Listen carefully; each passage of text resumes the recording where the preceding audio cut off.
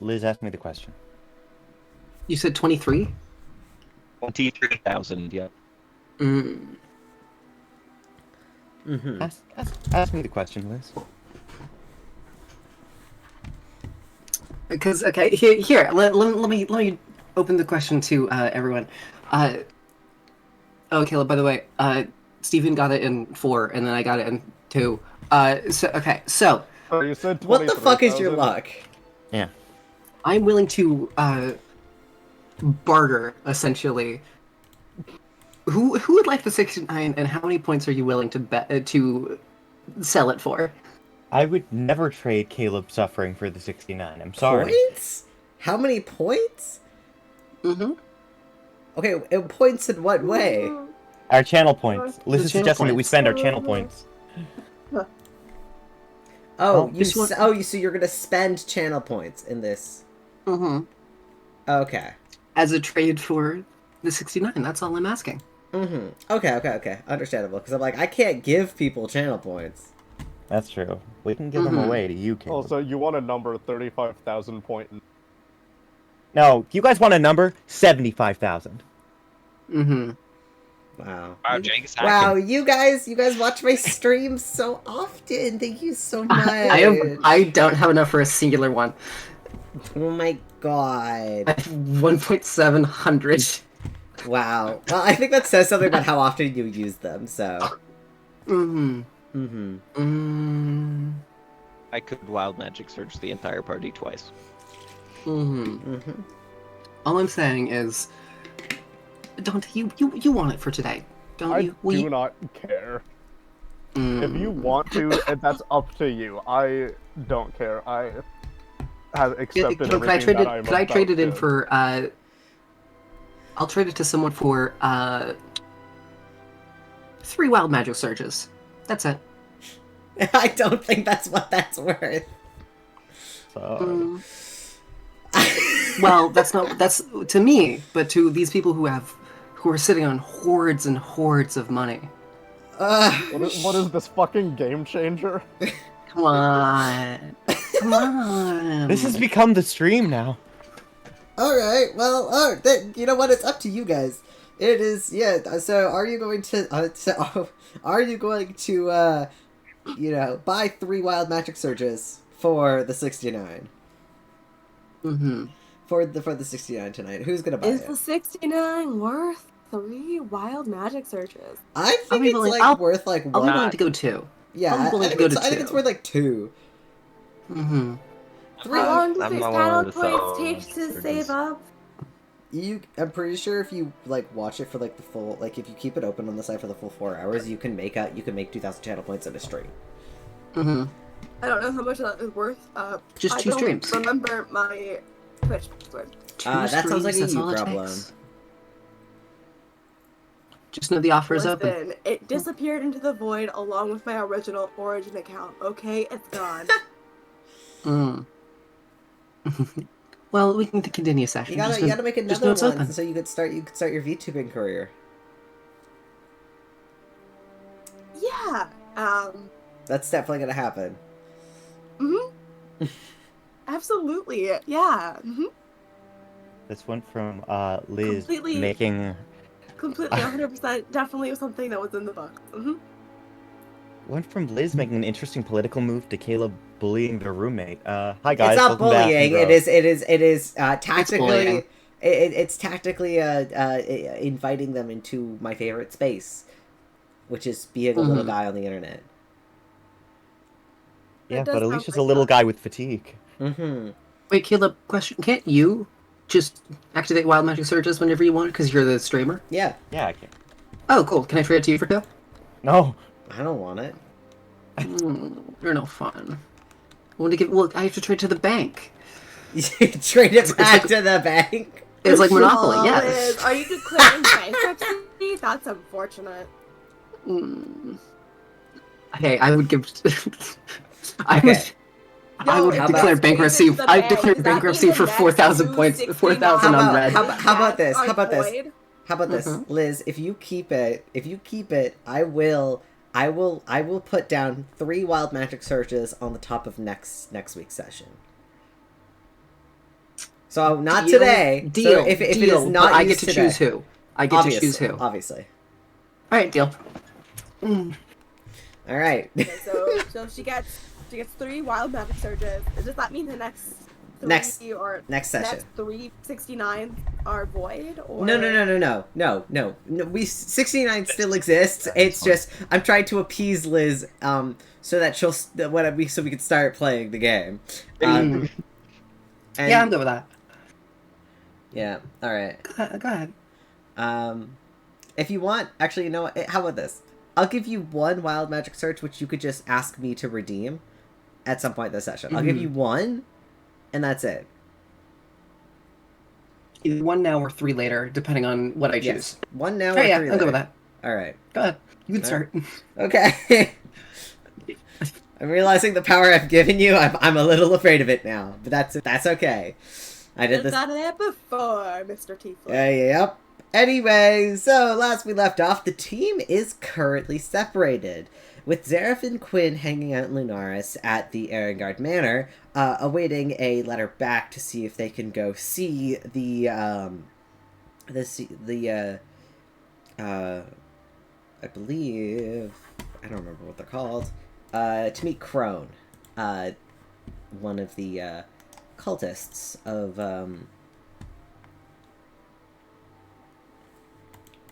why is this a different... Sorry, I hate this app. It always opens up the wrong fucking campaign. And, because I happen to be working on some Campaign 3 notes last, and I'm dumb. Anyway, it's fine. Crone. There we go. Spoilers already? Shit. Crazy. It's not... It's not that big of a surprise. Anyway, meanwhile, while you guys are waiting to go meet Crone, Ramsey, Rypley, and Holly have been sort of spending some time resting in Vesper. Ramsey learned some information about Vesper and what Noctis has been working on to keep the Vesperians alive. I was going to say alive and happy, but I think alive is just where I'm going to leave that. And Somewhat conscious. They're conscious. They're walking around. They're talking. They're alive. They're living. They're starving, but they're living. And Rypley is awaiting Did nothing. a duel with his brother. Which is set to happen later this evening.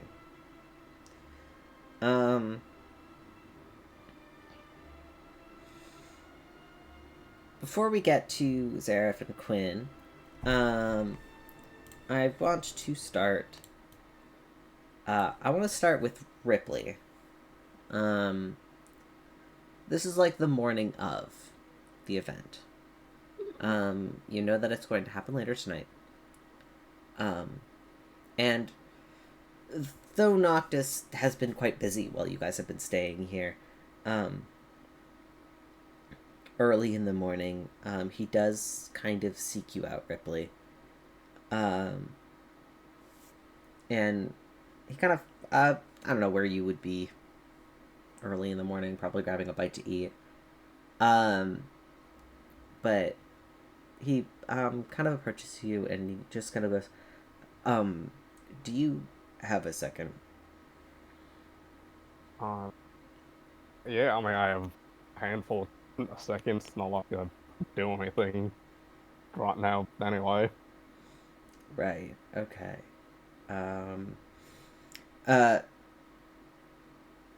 So...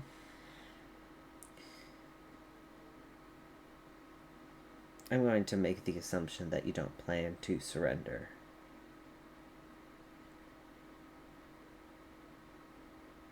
I mean, we'll see what happens. Well, I'm not gonna say it right now. I can't really decide that. Well, for the sake of your question, I'll just say yes, but I don't know what my plan is with all of this. So you don't have a plan? I mean, I have a plan. I just you can't. It.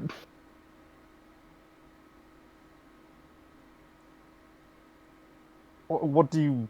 What is your question? I don't, I don't know what's going to happen later. Um, and, oh, depending on how things go, uh, here. And he kind of hands you, like, kind of like, just like a folded up piece of paper. I made a list of things that you will need to keep an eye on if you win. If you don't, Okay. then you don't really have to worry about it. It's fine. And what happens if I don't? Everything stays as it is now, I guess. Except you'll be let back in home, I assume. There's.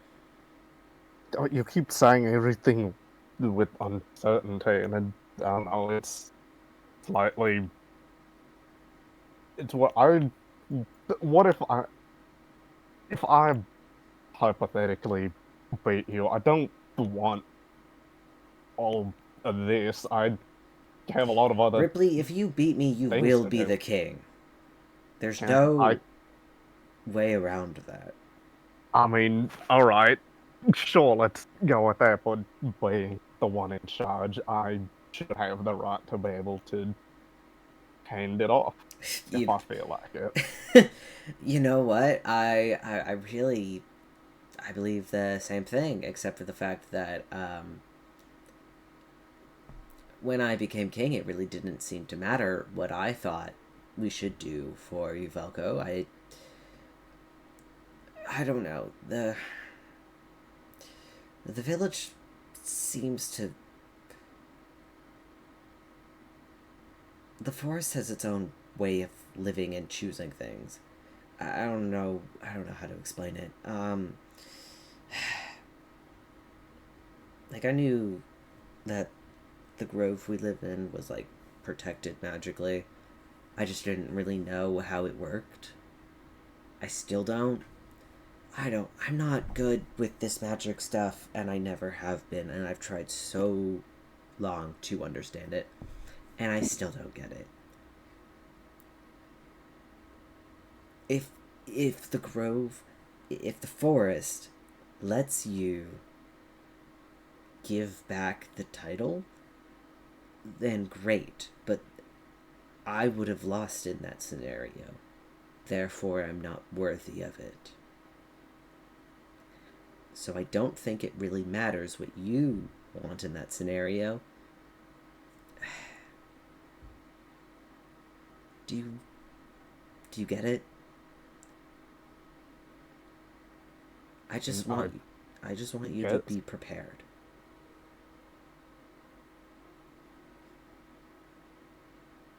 I mean, maybe it sounds stupid saying it out loud, and you are allowed to make fun of me for it, but you didn't really have any chance or choice in the matter of trying to do it. You had no one to, you know, give it back to or give it to someone else.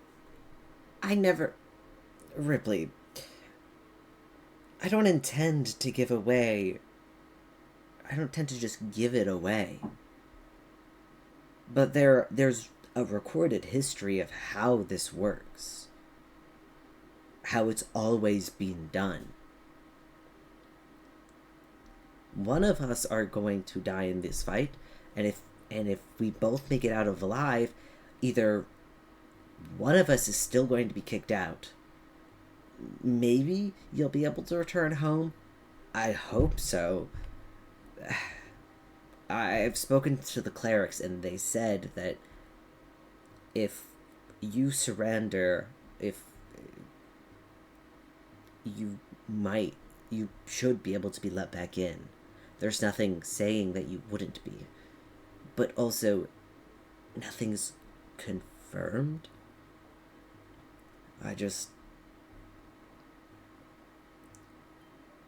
need you to be prepared. Sure, I'll do the best that I can, I guess.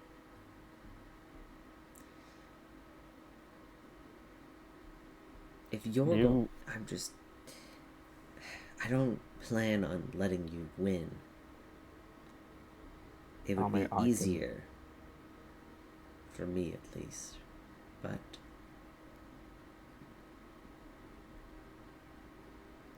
you're stronger. And so... That's debatable. I mean, from our last you have so-called attempt at this, yes, since the last month, you've gotten significantly stronger. So I'm just letting it. I'm going to let, I don't know, fate decide. Whatever wins. But sure, they're off busy doing something else. yeah, I kind of said that and then realized you've met them. Okay, the metaphor doesn't work. The metaphor doesn't work as... They're probably doing someone else, I should say, not something else. Is that why Quinn is not with the party? That's what I'm assuming. Okay, understandable. I mean, it kind of sucks. As much as some of us have had a bit of issues with him regarding all of this, it kind of sucks that he took this road and instead we're all willing to try something different, but it was kind of hard to understand that they were the reason, a bigger reason that some of this stuff is happening, unfortunately. It sucks, it does, I feel bad, but he chose the path that he wants, and if it comes back, then that's right. Well, that's and a decision that I can't make with something. Right, and Zareth is also gone for other unseen reasons. We, partially as a group, have been trying to figure out the best way to go about this, and some of us thought that helping the gods was maybe more worthwhile than helping the people, and he didn't fully agree.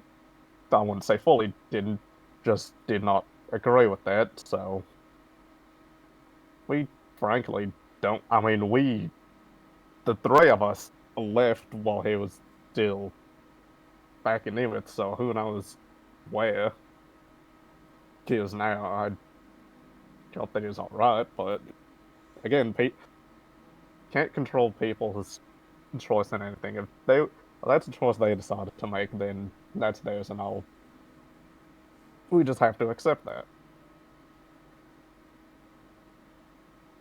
Right. Okay. Well, good luck fighting or killing gods or whatever you guys do. We're trying to ascend. Ascend them. That is. Yeah. Ascend. Yeah. Because. What? Yeah, we can. I don't know. It's complicated. I don't know. I thought we were gonna do that before this, but then this came up more important when I realized having your people's help could be more beneficial than just a couple hundred or so paladins.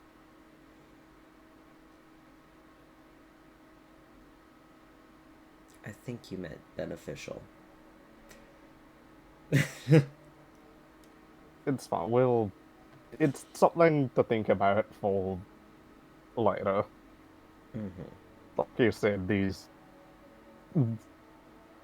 woods you said had a mind of their own, and if that mind is connected to a ye old huntsman, then that fight may or may not come, depending on specific words that are brought up. Right. Well, I'll let you get back to practicing your speech or whatever you're doing. I have a city to tend to, so.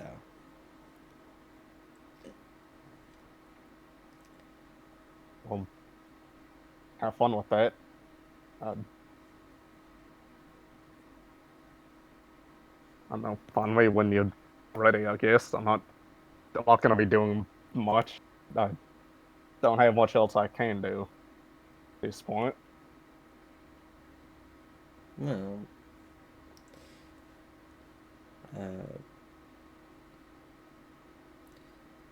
I'll see you later. Noctis kind of leaves at that point. He's actually genuinely does have other shit he has to do. Mm-hmm. Anyway. Unless there was anything Holly and Ramsey wanted to do, which I don't think there is. Unless there is, I don't know. I mean, Well, we're in Vesper. Well, I mean, if Ripley is going to this event, will we be aware that he's going, like, to support him and everything? Oh, yeah. You guys know that this is happening later tonight, and like you guys, like. I mean, then I feel yeah. It's like maybe like a couple hours walk outside of Vesper, is like where it's like located, and I will say like. I mean, if we can go support him, fuck yeah, we are. Oh yeah. No, you guys are absolutely allowed. You're more than welcome to. Also, Can I make us foam fingers made out of moss? yeah, you can do that. Yeah, guys, and you also know that it's going to be like later in the evening, kind of closer to sundown. So you guys have the majority of the day to prepare in whatever way you want. Okay. But I mean, I think Ramsey's definitely trying to call Zara. You know, like this is a big deal for Ripley. Everyone be there if they can help it. Mm-hmm. And I think he's gonna call Damien too. All right, fair enough. You gotta check this shit Yeah, out. you can actually at this point. So Zareth, you are kind of just hanging out. Like if you call Zareth, well, it's up to you if you pick up. But Zareth, you are just kind of hanging around at the Aragard estate, awaiting that letter back, because you know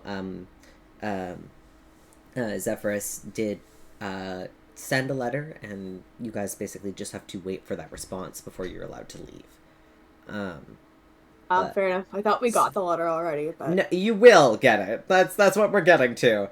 But in this sort of like weird time soup, if you want to receive a call from Ramsey while you are waiting, like Nah. this is like if I'm still mad at them. okay, well, All right, Zara doesn't pick up the phone. Nah. Ramsey watches the ringing stop, and he grips his spell phone for a moment, lets out a sigh, and dials Damien. Because while he can't get in contact with Zareth, if anyone can get in contact with Quinn, maybe it's his mother's. mm-hmm. Yeah, you call Damien, and Damien picks up, and he's like, "Hey, how's Hi. it going?" Going okay. I need Quinn. And he's not here, and Oh, he's briefly... just Quinn's in the lounge. I could just give my spell phone to him if you want. What? Yeah, he's in the lounge with Zareth right now. Do you? What? Yeah. Jegg, leave the house. Did you? I'm pretty sure I remember them Didn't we have to leaving go to the library right about library. now? Oh right, yeah, they were. You guys were. I forgot about the library. Yeah, you guys left, and then Damien goes down to the so I might have lied to you. I think they left. Okay, wait, where are they? I mean, I've been trying to find them. If they are there, that is... Well, that I is guess I good for don't me. know. They were here. They probably just like it probably went just into the city. I guess. Wait a minute. I'm gonna, like, holding the phone. I'm doing that thing where, like, you cover up the phone so they can't hear you on the speaker. And I'm just gonna call, Holly! Holly! Yeah, what is it? They're in, okay, I found Quinn and Zareth. Mm-hmm. They're in Lunaris. Can you use an arrow? I'm going to go pick them up. I literally gave you an error for this exact. Okay. I forgot. I'm sorry. No, it's Keep fine. doing I'll the just- foam I'll fingers. just- yeah, no, it's okay. I'm just gonna grow a tree and then just cast it. All right, go. Got 6 seconds. Go. Ramsey jumps through. And you are on the Erengard estate. You're there. Can I make sure I take the foam finger and throw it after? And because it's made of moss, I want it to stick to Ramsey's back, so then he doesn't lose it. Yeah, just stuck to Ramsey's back. Like one of those Ramsey like kick me notes. Ramsey turns left and right, and the finger keeps pointing in the opposite direction, so he can't grab it. This is fine. You look like a dinosaur, and then it closes. Damien's like, are you okay? You there? Yes, I'm... Oh, wait. And I'm going to hang up the phone. I'm over here! The Erengard estate is very big. You shout at the house. You shout at the house. And you see one of Quinn's mothers kind of, she pokes her head at the door and she's like, "Oh, hi Ramsey. What are you doing out here? Alone?" Hello. I need Quinn and Zareth. Have you seen which way they went? Oh, they just went to the library, I think. Can you point, please? It's been a long time. It's so nice to see you. Thank you for my Oh. armor. It fits great. Oh, I'm glad you enjoyed it. Yeah, she kind of gives you, like, an address of where it is and, like, kind of how to get there. And she's like, just have fun. I might. Okay. Meanwhile, you guys were at the library for a few hours, and so you're welcome to go. Around this time, as you guys are, like, finishing up your library visit, Zareth is now, a fortified member of the Way of Shadow. Not the cult. You're not part of the cult, but you are a, I don't know, what do you... Unbeknownst to him. Unbeknownst to you, you are indebted to Yezer. So the two of you kind of there, that happens, and Quinn, you receive a call on your phone, from your mother. And she kind of goes, "Okay, I got the letter back. You guys are, so he's, at his house right now. You guys want to have about 30 minutes to talk with him before he's put back into isolation? I hope that's enough time. I'm doing the Damien accent, my bad. That will work wonderfully. Thank you so much. Alright, you guys have fun. Also, I think Ramsey's here? Hold on, one moment, and she hangs up. And the two of you. Thanks. Okay, I'm gonna go handle interrogation. Do you want to handle Ramsey, or do you want to come along with interrogation? Along with you. I'm sure so sorry, Ramsey will Aggie. find us eventually. Fair enough. Onwards we go then. And the two of you leave the library, heading kind of back out of the city somewhat, to an estate that's much smaller than your home, Quinn. Like, significantly so. It's kind of on the opposite side of the town from, like, where you live. But still a very nice, beautiful, kind of, like, white building with sort of a purplish blue stained glass windows on the front. And as the two of you show up, there is like a sort of elven gentleman in kind of like full plate armor with kind of a glaive in hand, kind of standing there. And he kind of goes, as you guys approach, he kind of goes, Quentin Erngard? Purpose. We were told that you were coming by to see Crone. I must ask that all of your weapons remain outside the building at the time. This does include any spell books or casting focuses. Yeah, none here.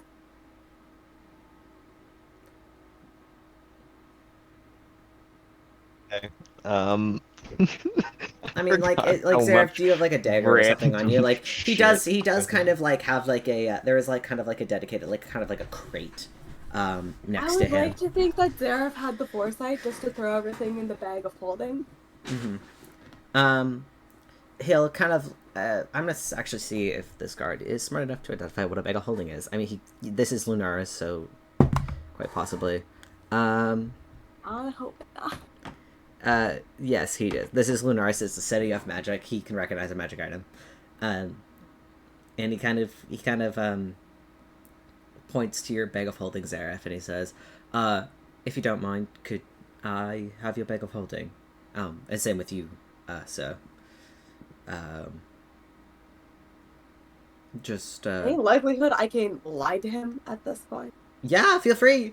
What do you say? You could absolutely lie to this man and try to convince him, but he's going to, like, he does seem to recognize magic items, and he asks you to please place them in the air, in this sort of crate. Okay, wait, I got an idea. Okay, on the way over, could it have been possible to summon an avatar? Beforehand. Mm-hmm. I'm gonna say no because I don't. But- This only because But cool, like though. yes, it would Sorry. be very cool, but you know, I'm gonna say no because Like, you kind of have to call that beforehand, and you're in the situation now.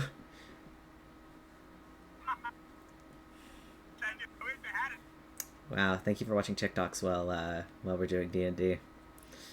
Damn. Damn, I'm gonna call you out like that.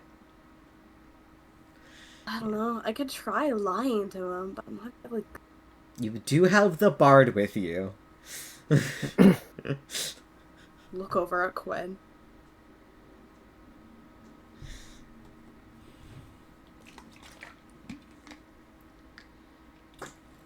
If he still doesn't understand what Zareth is trying to portray, he will try to remind Quinn there is an important artifact in his bag of holding that they should not part with. Can By simply assure saying you. crown. No, it's not gonna need to come to that. I can assure you that there's nothing that could be used to harm him or us within that bag, but it is sentimental, if Yeah, you wouldn't mind. persuasion check. Do I have advantage? Since I don't think you have advantage, but you feel free to, like, I don't know, use a bardic inspiration or something if you feel like you need it. I don't know how helpful I can be. okay.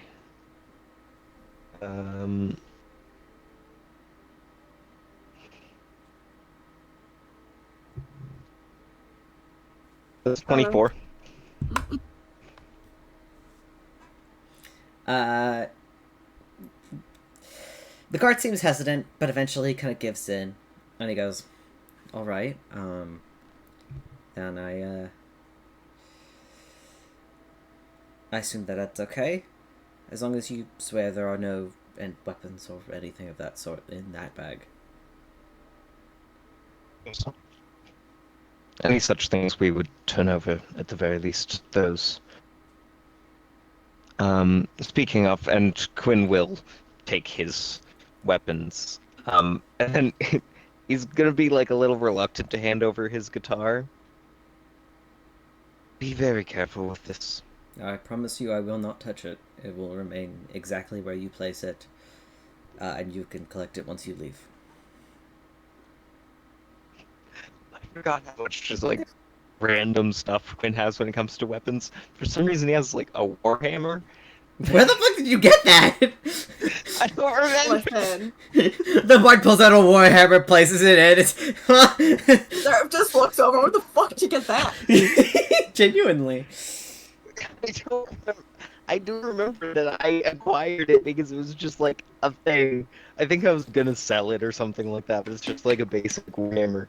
Damn, you I should... remember acquiring it. I just don't remember when or where. That's so funny. Anyway, that's fine. You could sell it some other time. But yeah, you place all your weapons in.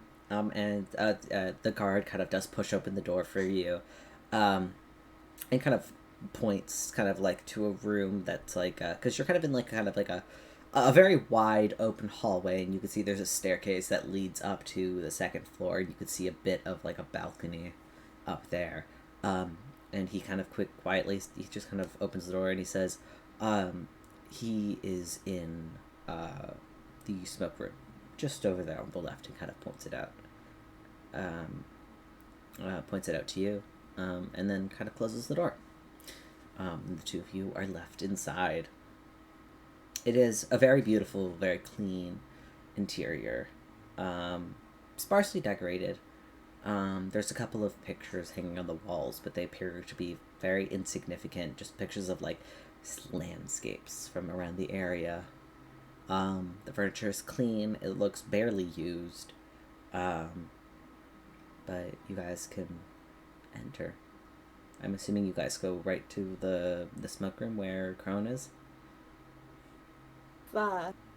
Probably the plan of action, unless Quinn makes it known he wants to do something else. Oh, I'm good going to him. Alright, you guys enter the smoke room. It's like a small lounge. There's a small piano in the corner, as well as bookshelves full of books that all look very well kept, almost untouched. In the center, there's like a small sort of like wooden kind of coffee table surrounded by a couple of singular kind of like chairs that are very like velvety and plush. And there's a small trolley cart that seems to have like some fine sort of scotches and stuff kind of on it. Sitting in one of these many chairs is a older drow gentleman. Soft kind of like bluish skin and yellow eyes. His hair is mostly dark, but you can see it kind of graying at the roots as it's kind of like neatly pulled back. He's dressed nicely. A simple vest over top of kind of like a silk kind of shirt. He looks very comfortable. One thing you notice is there are two large bracers that look like that are kind of on each of his wrists, as well as a silver chain with this sort of like starry like medallion around his neck. And he kind of looks over to you and smiles, and he goes, "Oh, Aspen Grove. Smaller than I imagined." Yeah. Is Band this... split, unfortunately. Thanks for seeing us. You look comfortable. Well, I am. Welcome to my home. Or at least my, a home away from home. Ever since it was, ransacked and destroyed. In our defense, that was your pet, not us. Pet? That is one thing to call a son that I've not heard yet. Please That sit. thing was Can I fun. get you to a drink? We'll pass. It's a bit early for alcohol. Understandable. He kind of leans back in his chair, kind of gently kind of holds his hands in his lap and looks up. So, you're aware of the research your son was doing? Well, I asked him to do it. Right, and you're also aware that it is slowly ending the world. And isn't that what we seek to, stop? Well, I thought that was the plan.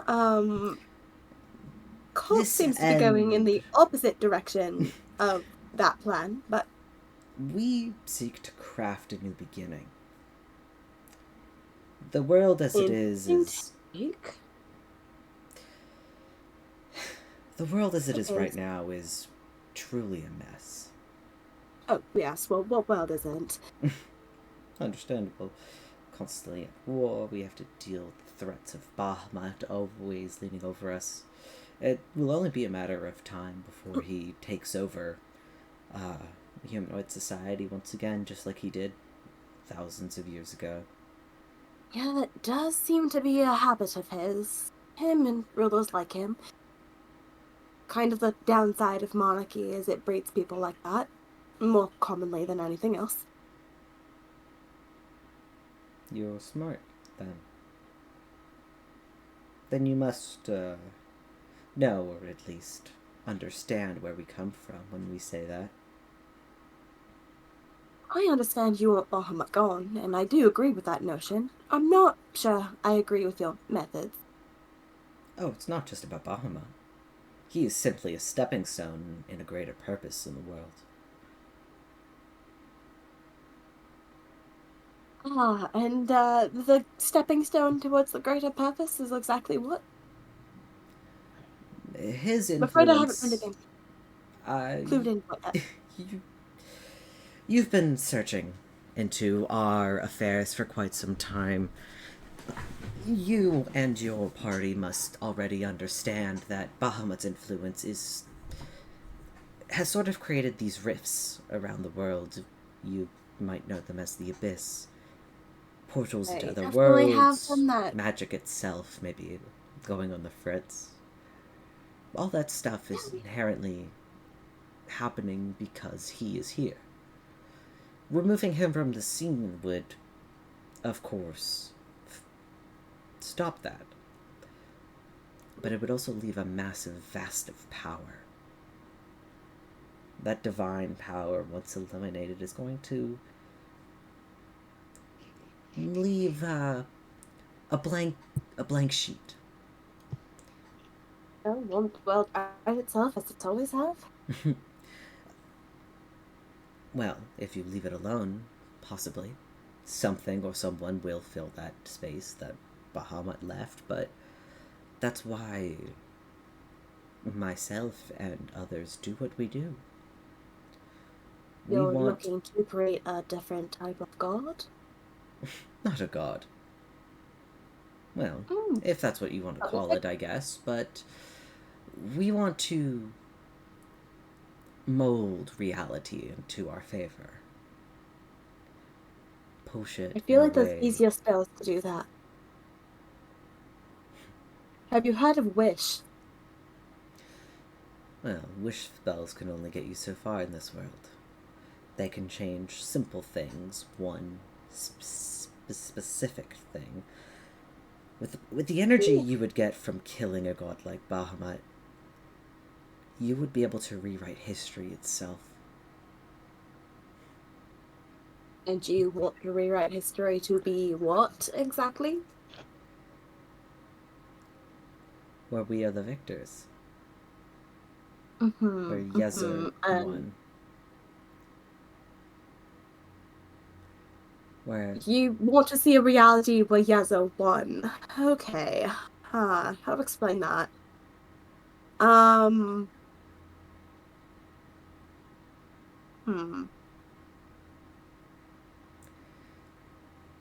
don't think the monarchy would be a thing anymore. Wine shops would be a lot more popular, and camps would be optional. Yeah, sounds like a great world. I didn't realize that you were doing all of that for that. What do you think the God of Shadow is? Because that certainly sounds like hysterical, what you just described, but I've never met the god of shadow.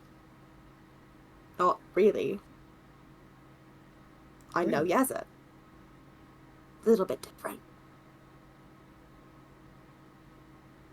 really. Yeah, you smell just like him. I smell. Kind of like tries to like subtly like sniff at himself, see if he notices anything. No, there's nothing different. Did I forget to put deodorant? Oh shit, I knew I forgot something this morning. It's interesting. You speak so casually about Yezu, the Lord of Shadow, as if you were friends. I like to think we were. I don't think he would put up with me as much as he did if we weren't.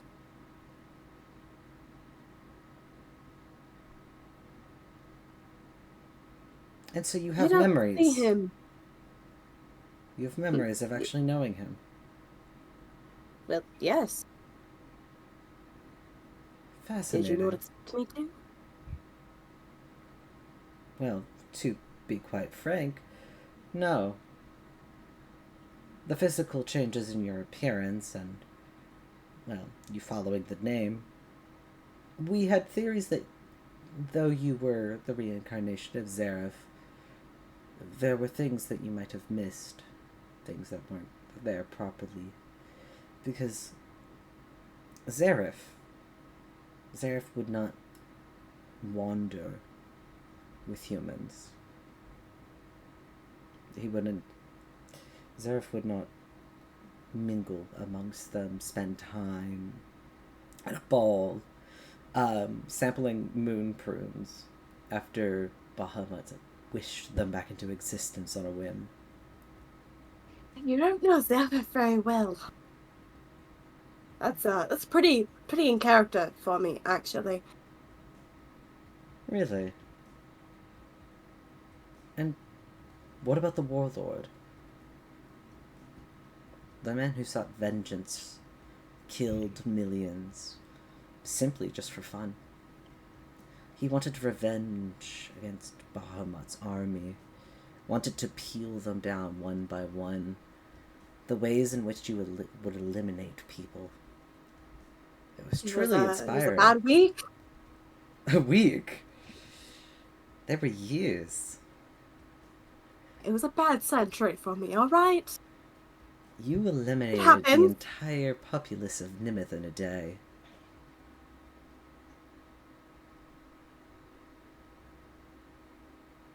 That I did.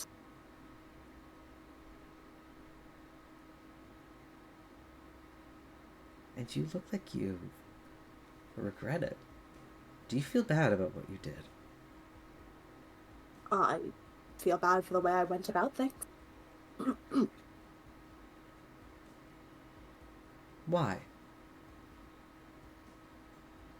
Well, why not? The people that I killed were innocent. But they weren't. To you, they were not. They were worshippers of a foolish god. You eliminated the problem before it got worse. You sound like you have an appreciation for that. I do. A man who is so selfish will do whatever he pleases if it just makes him feel good is, well, it's inspirational.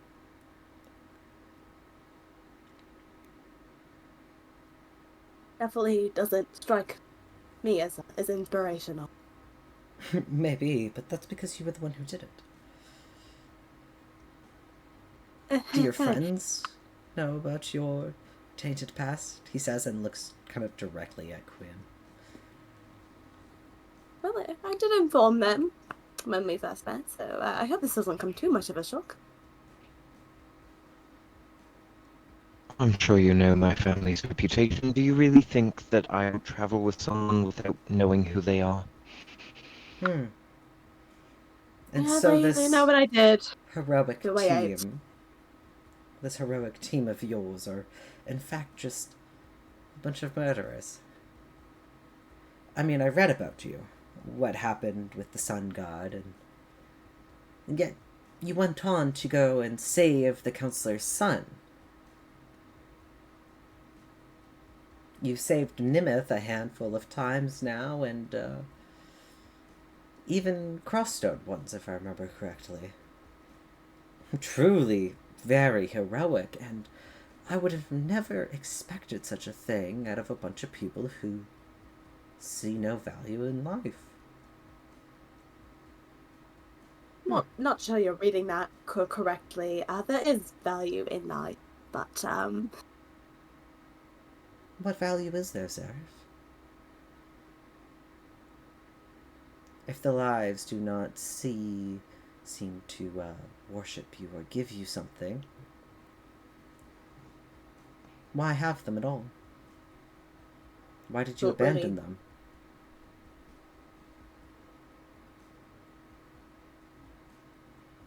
I'm sorry. I beg your pardon. I abandoned what?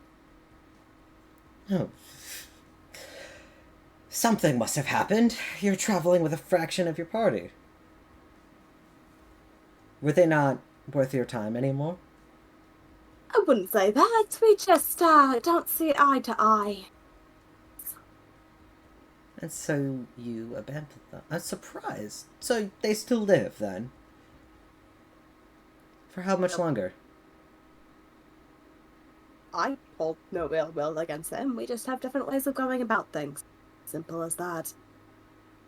And you're just going to let them live? Yep. Moving on, back to topic. So...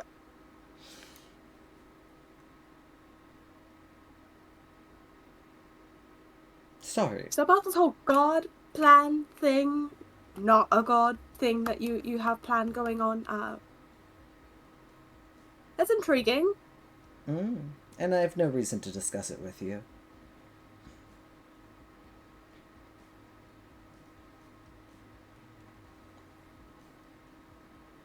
The organization's dealings have nothing to do with you, frankly.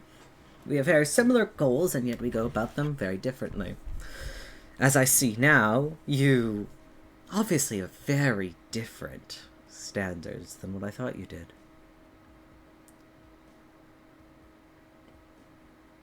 I don't work with weak-willed people.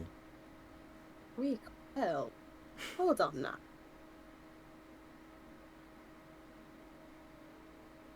If that was true, you probably wouldn't have worked with your kid. That was weak-willed. Elazar was frail, of course, but he was intelligent. In fact, he accomplished quite a lot for us in his time. He did what he needed to your house do. in half the block. Oh yeah, very talented. The sinkhole would not have happened if he stayed alive. Whoops. The sinkhole was there from the beginning. He did not create it. He He just made it bigger. He reinforced it and made sure that it would not happen. And then it walked off. Well, it's almost like the one who was there to watch and monitor the void suddenly vanished. Murder does that, doesn't it? Which one of you did it? Obviously, it wasn't you. You're too kind-hearted now, I see. And your friend here is a little bit too pretty to get his hands dirty, so it must be one of the other ones you abandoned. That's a pretty large assumption there. I could have done it. Oh, really? Did you do it? Did you kill my son? Oh, I don't think you get to know that answer. Not unless you're willing to exchange information for information. since it's clearly important to you. I would like to know, but your answer has given me enough. Neither of you killed him. That's all I need to know. Well, you like to jump to assumptions, don't you? It's not an assumption if I know I'm correct.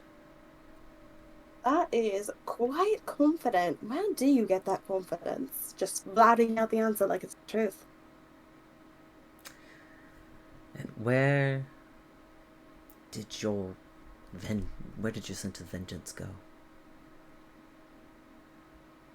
And doubt, I guess. You tend to cool off when you die. Then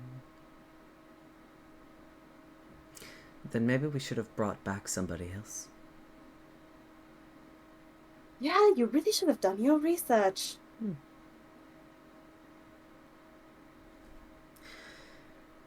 But again, about this god thing. You know, out of all of the dragons that we had and were considering bringing back, you were on the top of our list. But if we had known that your nature would be so soft, we might have considered someone who would have come back a bit more vengeful, willing. Yeah, you didn't know much about the Shadow Cult, did you? There was one name on the list. A sapphire dragon. Now she was too kind and good-natured in life, but died at the hands of Bahamut himself, or at least his men. I wonder if we brought her back, would she be willing to do the job that you won't? We would have killed you all while you stood.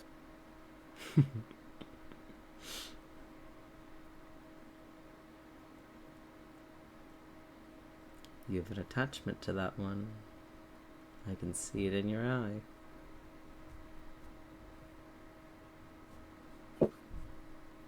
Was she a good friend? One of the very first who died. Her body actually could never be recovered. Yours, at least, we found pieces of.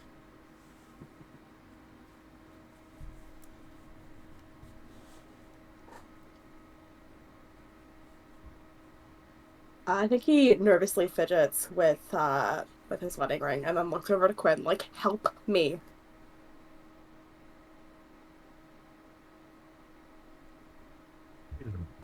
I'll look to the piano. Do you play? Not at all. It's dusty.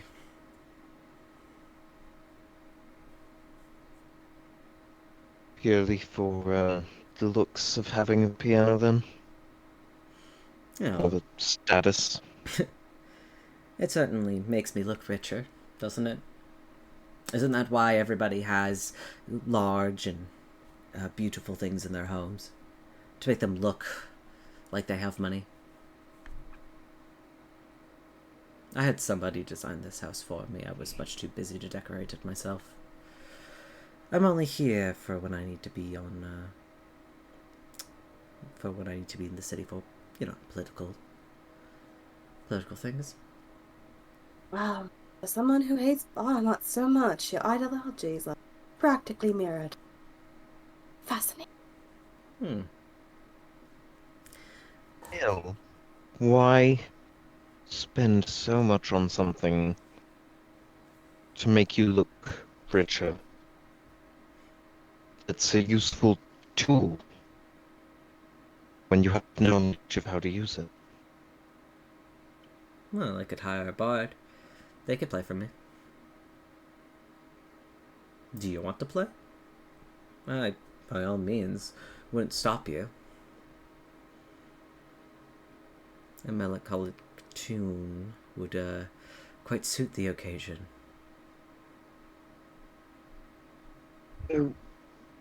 Say you did hire a bard and that the piano was out of key.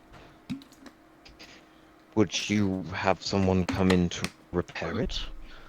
Or would you just destroy it set it on fire and buy a new one.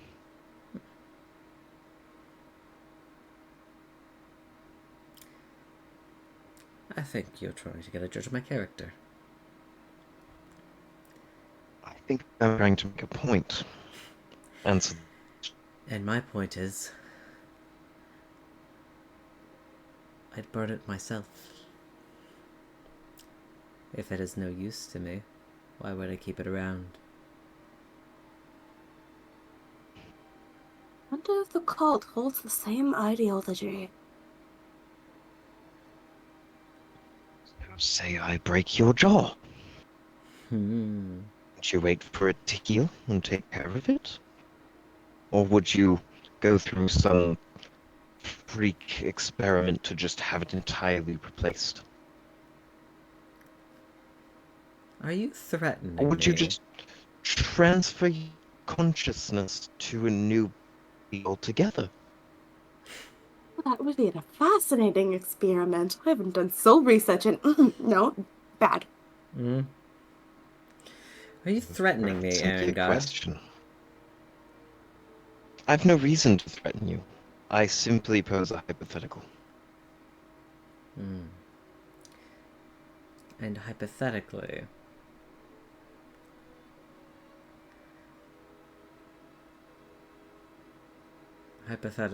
if a modified body could make me stronger, of course I would take it. What do you think we Wouldn't. What if it was just a more complicated and intricate route to the same means? What is your point?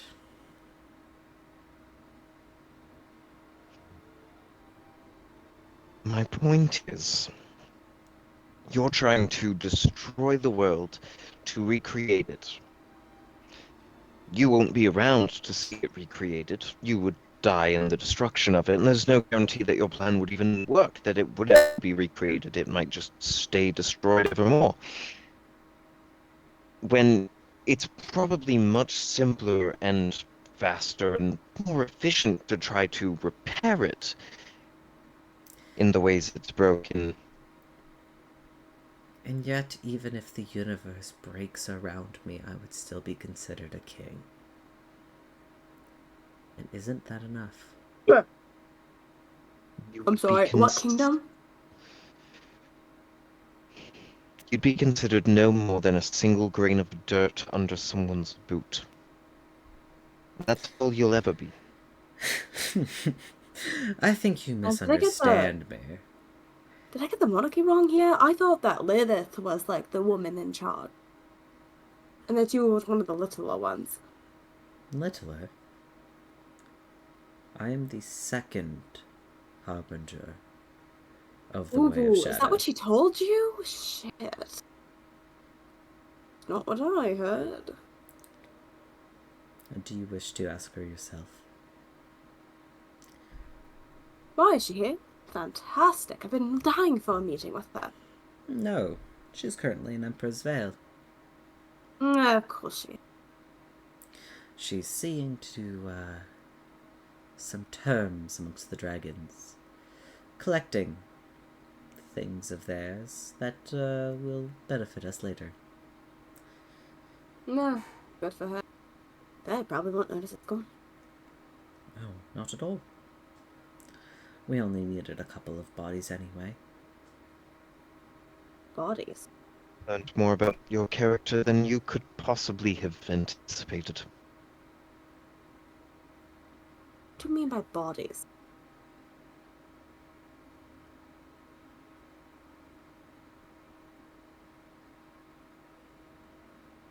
Oh, please. You think we weren't just...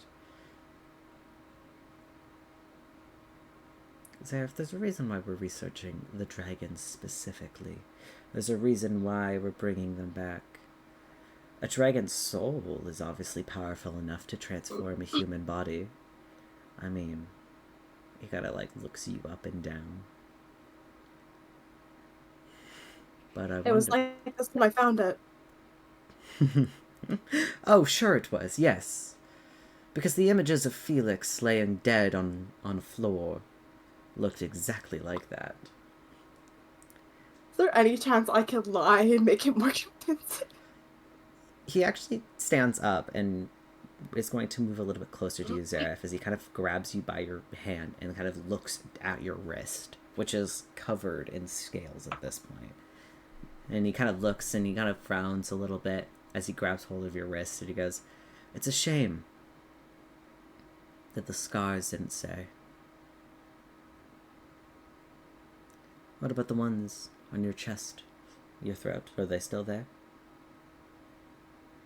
Do you still remember what it was like to die?"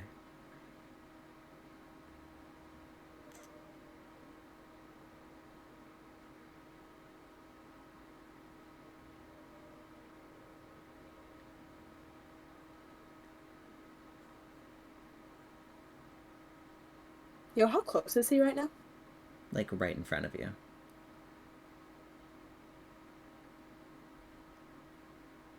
Okay. Yeah, I think he thinks about stalking him for a minute, and then just doesn't.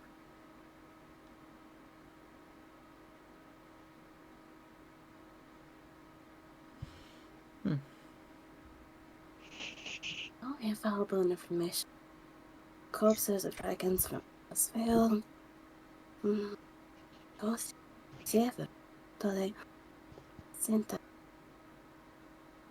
Okay, well, that's more information than I thought we were gonna get, personally.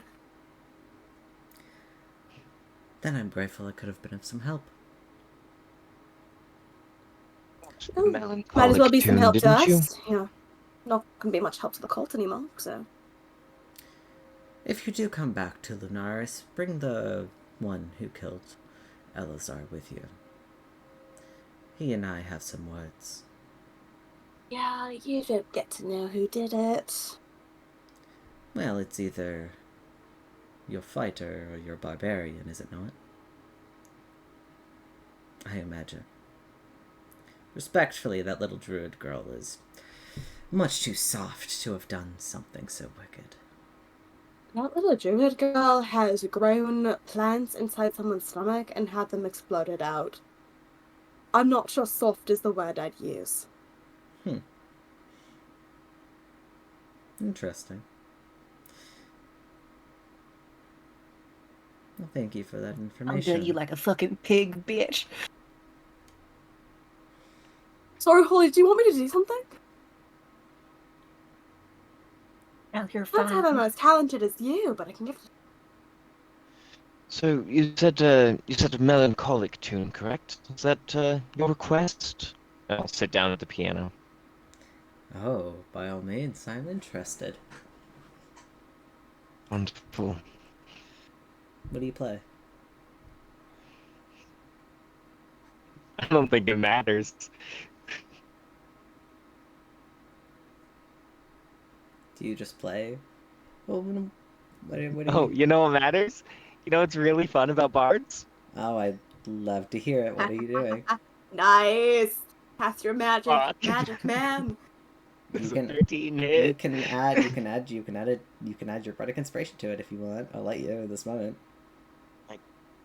Yeah, I think that is one of the things I have as my bardic inspiration. I think, was it?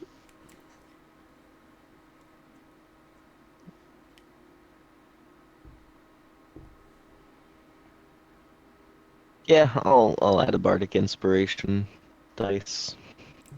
I'll tell you right now, he is unarmed. Hell yeah, funny magic man! Okay, so it's a 13. Am I able to tune in that Quinn is attacking? Oh, absolutely.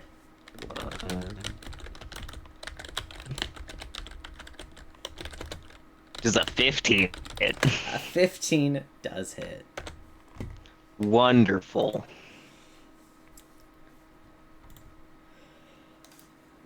What are you casting? Okay, so that'll be 13 points of radiant damage as I cast Guiding Bolt. The piano. He's kind of What does it look like? Because normally it kind of comes from your guitar. What does it look like in this case? Because you're using the piano. I think like similar to like the guitar, how like kind of like the like magical like musical notes appear and then shoot out. It's like the same thing. So as he presses the keys, little musical notes start to float and then shoot at this guy. He gets pummeled in the back by these sort of magical notes, and he turns and glares at you, Quinn. As you see, he begins to raise his hand. And I think we're gonna roll, I think we're gonna roll a very quick initiative order, very quick. Can I have the two of you please roll initiative? Mr. Teafling, Absolutely. Yeah. if I may, this has been a lengthy conversation. I don't know if I would be there this round, but may I roll initiative? You don't know where they are. Yeah, but I mean... Sorry, buddy. Your last down. location was what you were told was the library. Okay, I thought I could help. I'm sorry, guys. It's okay. We got this. I'll let you show up maybe closer to like the end of initiative. Listen, we strong. Yeah, but... Yeah. I appreciate it. You got this. Strong together. Handle Apes any together weather. strong. Apes together strong. Y'all are dumb. What Anyway, a wonderful day. Say his words. Zareth got a 14. Quinn, is that a 10? 10. Yeah. That's fine. Oh, no. Alan got a 17, so he's gonna Well, go shit. next. Ramsey, I'm leaving you initiative, but I'm putting you at last, just in case I want to do something. I'll let you know. Thanks. All right, Crowd is going to lift up his hand, and he is going to. I have to pull up. One moment. I made his character sheet so fucking long ago. My bad. Fair enough, fair enough. Oh, yo, can you read the DMs in a second? I did, and I will. Give me a moment, please.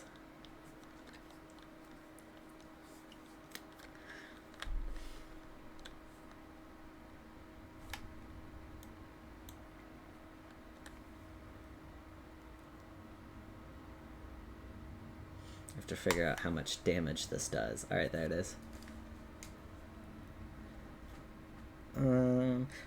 Quinn, can you make a Constitution saving throw? Pretty please. Yes. What is my con save? Okay. That's lovely.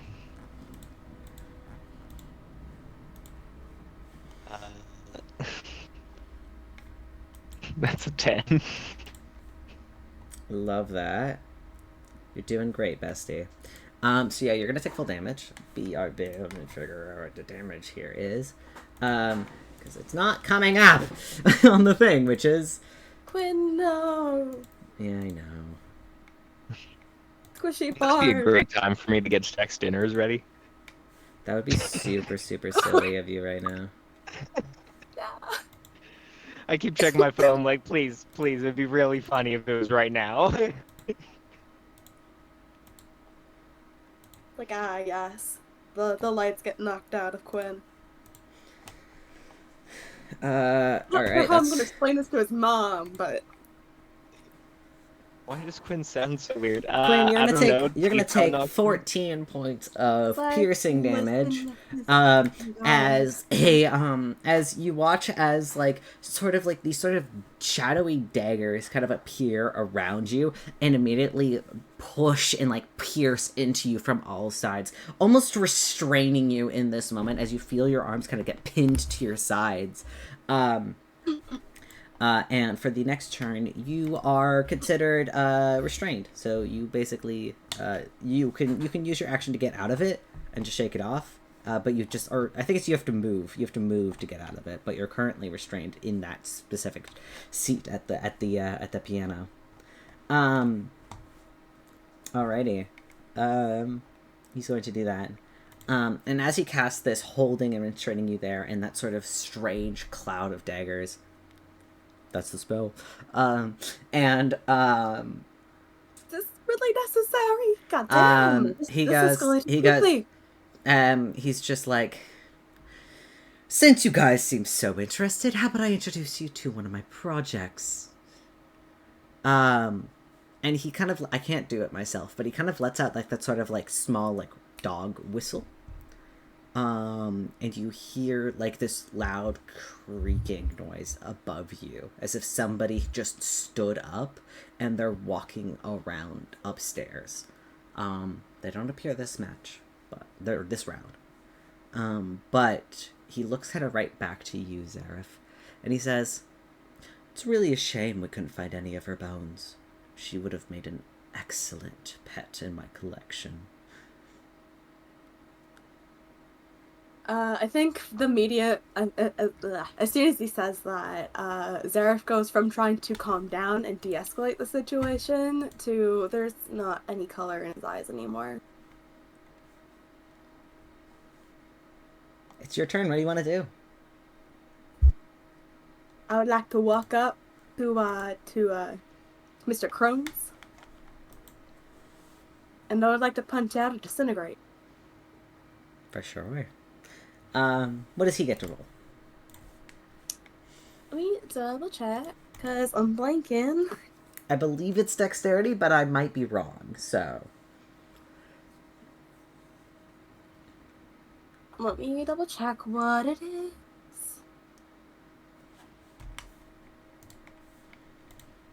It is a dexterity saving throw.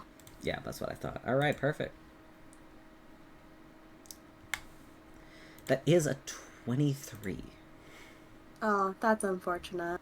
Yeah. As he kind of quickly ducks out of the way.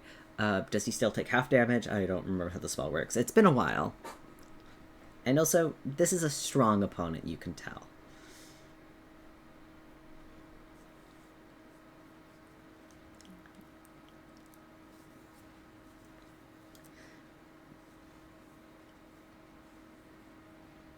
Yeah, I don't know. It doesn't say anything about taking half damage, so... Alright. So I guess he takes no damage. Take That's take a point of exhaustion. Wait, sorry, this was disintegrate, right? Yes. Mm-hmm. Okay. So, disintegrate does do a minimum amount of damage. Let me just double check. I want you to get everything you can. Failed save. Okay. And let me just double check. Disintegrate on successful save. You're right, 0 damage. I'm sorry. Mm-hmm. Yeah, I know. It goes wide as he immediately dips out of the way, and you see, I'll say this, you see the piano itself begins to disintegrate as it barely misses Quinn. The piano simply turns to ash as Crone looks at you with this wide smile as he begins to kind of walk around you so that you two are in the room and he has his back to the open doorway. Quinn, it is your turn. You can move 10 feet and get out of the way of Cloud of Daggers. If you want. Also, the piano's We'll gone. do that. Yeah, also the piano is It's disintegrated. gone.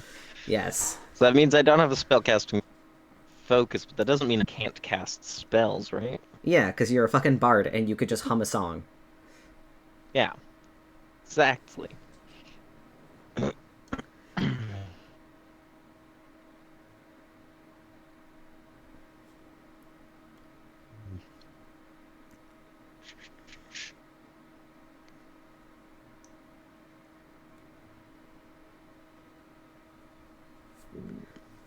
Alright. I'm going to start whistling a song. As I whistle, these magic notes are gonna float out. Let's see if they hit them.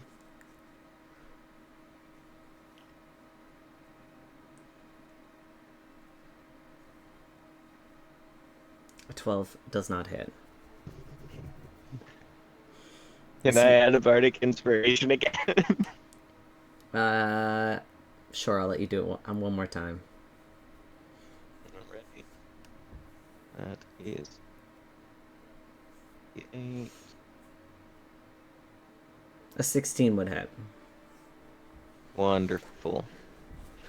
So I am casting it at second level this time instead of first level. So Alright. it is going to be an extra d6.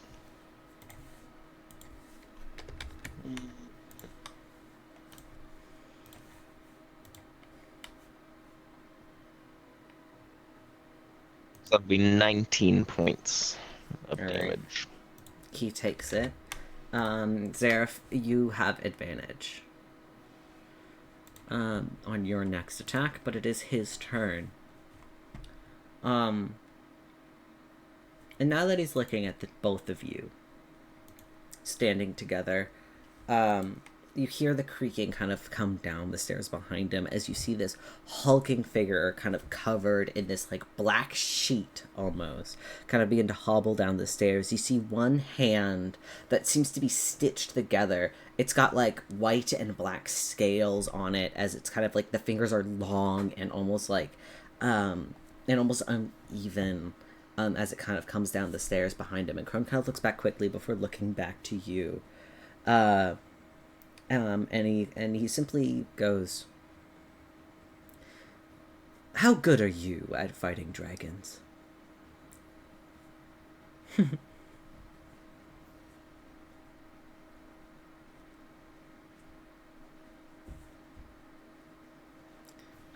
If you guys don't respond, he responds by casting this next spell. I need both of you to make a dexterity saving throw.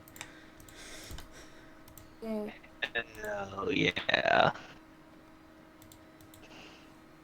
Oh, that's fucking garbage damage. Okay, that's fine. I'm gonna reload the d20. Sucks. Yeah. 12, I'm so sorry, you're gonna take the full damage. Quinn? I was not expecting combat to actually happen like this. 21 succeeds, so you're going to take half damage. Zareth, you're going to take 15 points of damage. Quinn, you're going to take half of 15, so that's... 7.5. 8. Take 8 points. I figured, but... As he kind of like takes in a deep breath as you watch him exhale this sort of air of like this sort of a smoky kind of black lightning as it kind of quickly strikes both of you. And Quinn, you're able to kind of like maneuver out of the way very quickly. I could do that. Well, it is your turn, Zareth, and you have advantage on whatever the fuck you're about to do. So you know how I have Druidcraft? Mm-hmm.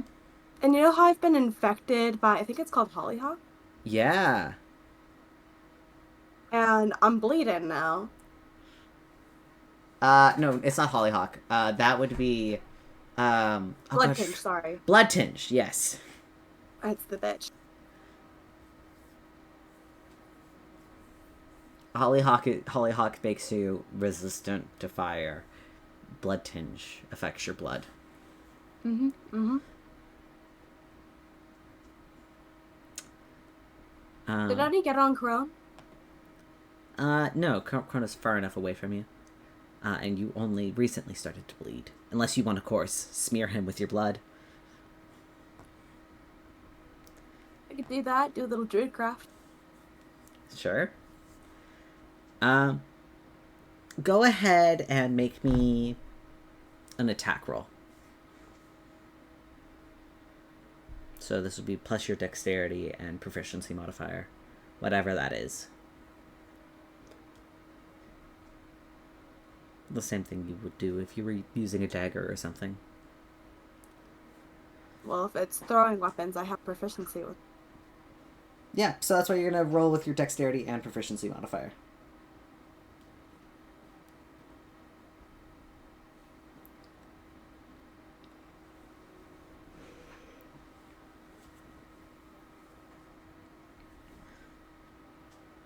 That's unfortunate. I just don't get to be cool. Yeah. Unless, of course, someone wants to give you the reroll. Liz. Uh-huh. How badly do you want to Don't guilt trip me into that shit. Fuck How you. badly do you want to fuck up this guy?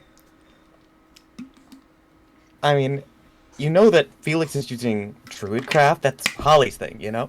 I'm aware. It's yes, I He's do. he's taking inspiration from you. Caleb, I'm gonna DM you real quick. Oh, please do. At the same time, they are also trying to take this fight of this like fully leveled dude. Just two of them. I don't To think be fair, Ripley's been shit talking them for most of the campaign. That's true. This is a bad dude.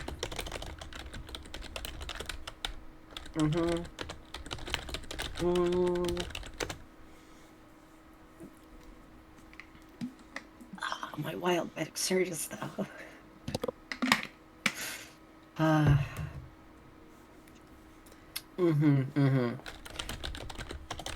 In the case where I allow you to take this reroll and you still fail, you owe me a wild magic surge. I have no idea how I'm gonna get you a wild magic surge. I'll get you a wild magic surge. Mm-hmm. Yes, the answer is yes. To, Alright, go ahead. to Steven.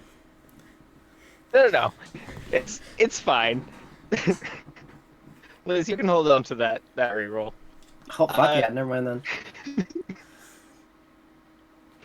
Oh, you're doing the thing!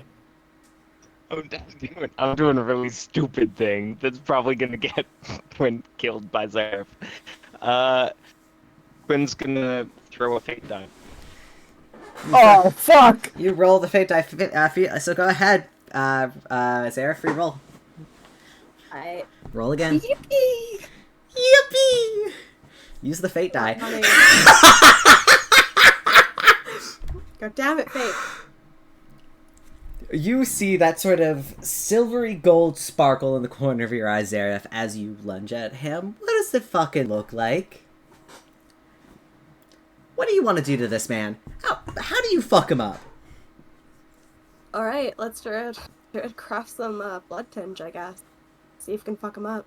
With a nat 20, absolutely.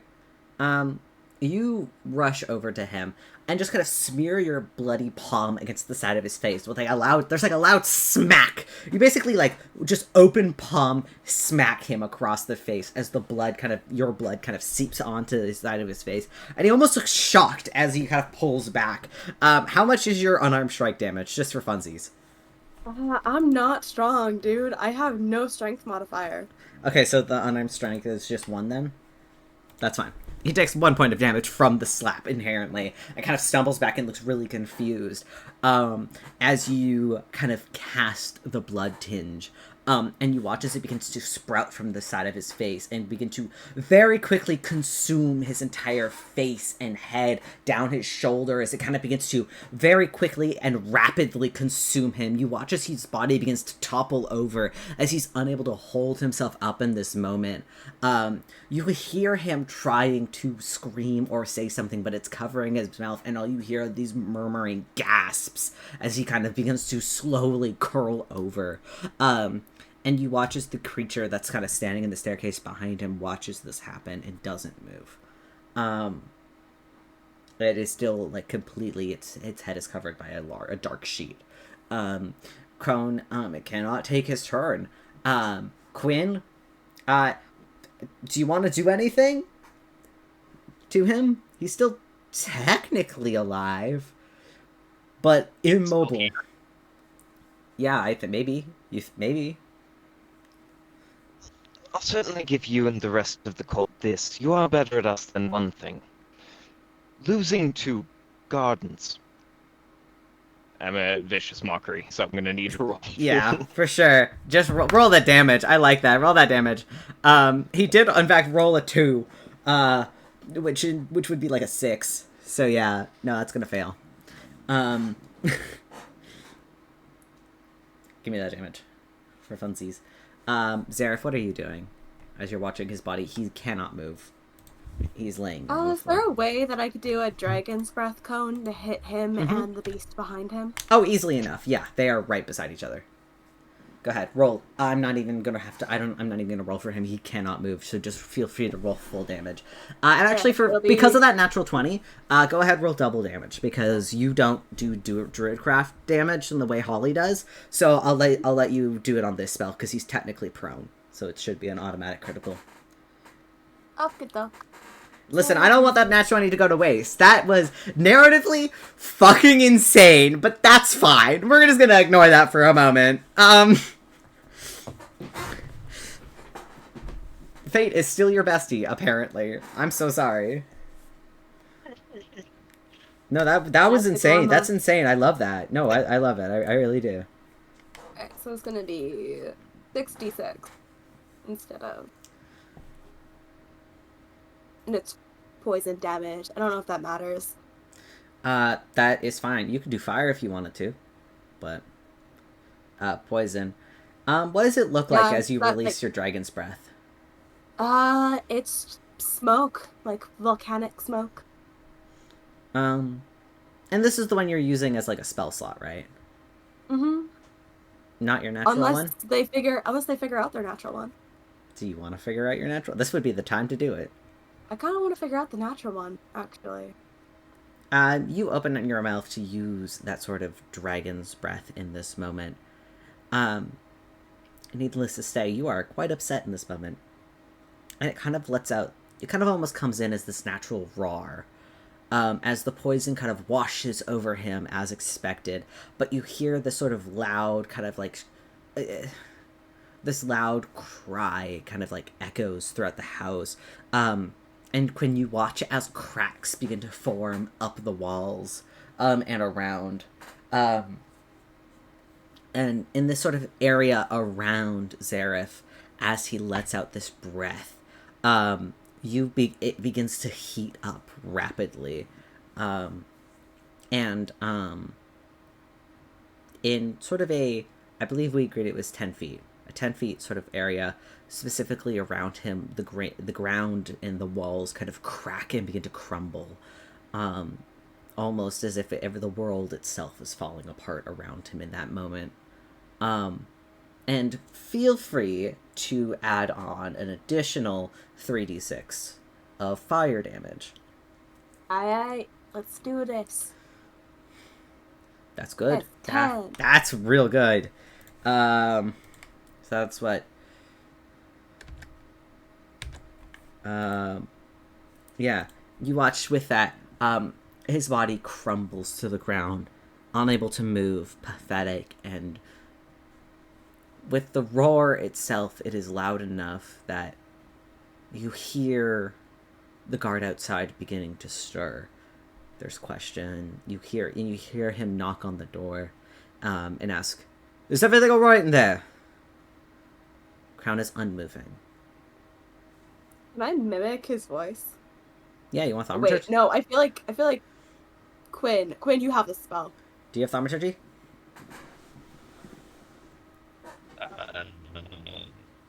No. Do you I know have... I have someone who has- prestidigitation. That doesn't help. That's... Yeah, Rams... Well, yeah, actually, this is perfect.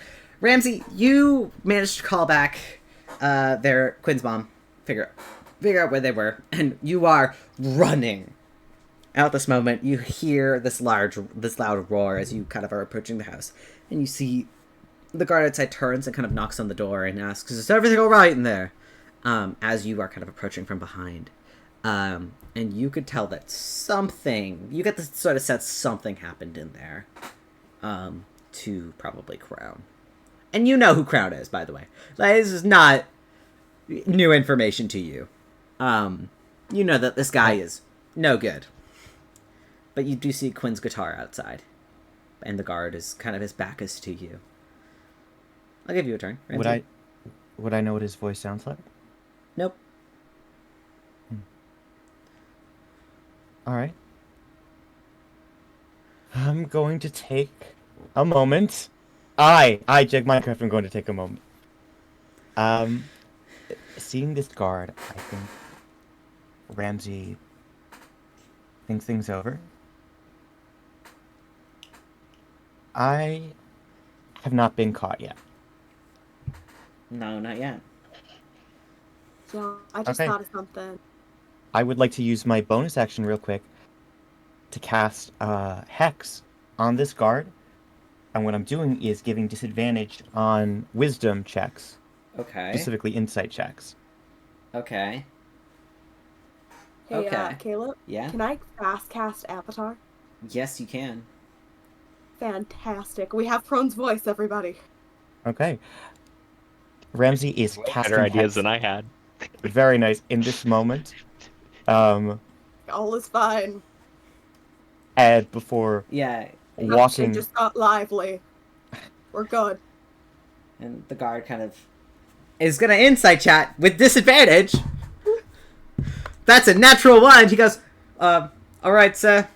Just checking in. And kind of takes his hands off the door and then turns around and looks at Ramsey. He goes, oh, sorry. My name is Ramsey Novak. I apologize. I was attempting to drop in. I'm afraid that Crone is already seeing guests. I am, and I look. Is the door open a crack? Because they No, see it's Crone, closed. or is it? No, it's closed. Gotcha. Well, then I'm just gonna look at the door and say, I am willing to be patient. Understandable. You can wait here. They will be done shortly. He kind of looks at the time. Yes, I believe. Can I stuff Crone's body into my bag of holding? Yes, you can. And you just leave the avatar there. This creature is stopped in the middle of the stairwell, and as you kind of pick up Crone's body, you need to stuff it back in. You watch as the creature kind of slowly turns and begins to move back upstairs. Doesn't seem to pay you guys much mind. All you really see is that wicked kind of twisted hand of its, and then it just meanders back upstairs. One unfortunate circumstance. And it leaves. And you shove Crone's body away, and you hear the guard say, Crone, do you mind telling your guests that their time is up? Apologies. We're almost wrapping up. Saying our farewells now. I would like to prestidigitate the entire room before the door is opened. Try your best to clean it up the best you can. Yeah, easy enough. You clean it up the best you can, but there are still cracks actively in the wall. Do you have mending? Let me double check that. Nope. Cool. You clean up the room, but there's active damage still in the like the floor and walls around you. I'll take one bottle of the expensive scotch and I'll like smash another. I'll try to do it like quiet. Like I'll try to quietly break it. Sure. And, like, put it on the ground. Roll a sleight of hand or stealth check for me. All right. I'll do a stealth. Well.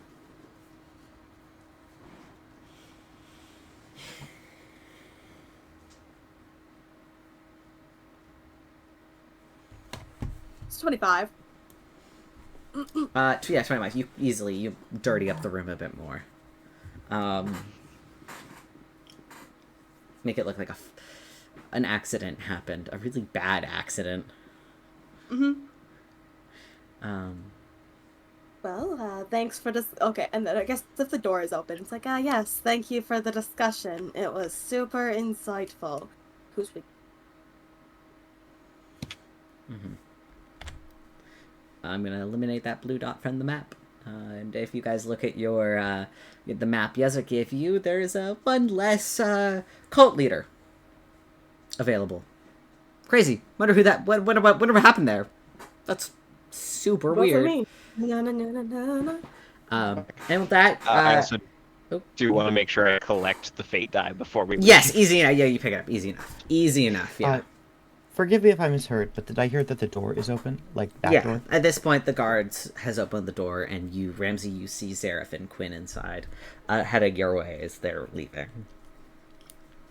Ramsey stands in front of them. Aye. I don't know. How great is Ramsey's perception? Ramsey's perception? Passive. Passive, it's a 17. So yeah, that'd be enough. Yeah, it's not Zareth that's that's standing there. They've got the white eyes.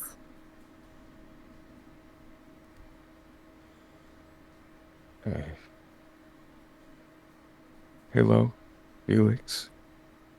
Hello, Quinn. Good evening. What brings you here? A situation. Ripley is in a situation with Noctis. I think it's very important that we're here. It decides the fate of the crown, and he needs as many Fighting for the friends. crown? It's complicated. I think it would be easier for them to explain, but I just didn't want him to be alone without his friends. I feel like you went in the wrong direction. Shouldn't you have gone to Nimeth?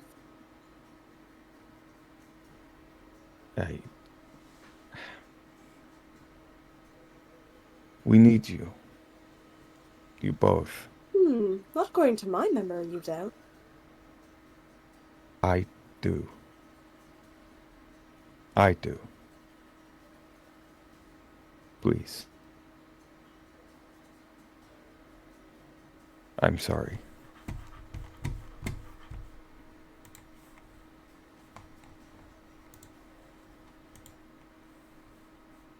We can talk about it.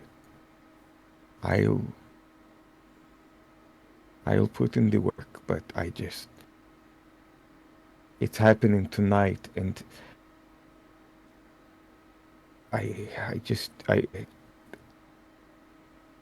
it's important that we go to this. The five of us. I can It really appreciate that, matters but that much if a perfect stranger is standing there? Seems a little odd to me. I do think the other issue that we're working on is a tad more important. Just Right, sorry, what issue was that again? I'm blanking. Whole memory thing and all. It's been very... Just I'll explain when we're somewhere a little quieter. Appreciate it. But the two of us were going to head to Roof, if you wish to meet us thereafter. Quinn, I do want to meet you in Roof. I do. We are making progress. From what I can tell, a cultist is dead today, and yesterday, another. Yeah, big mystery.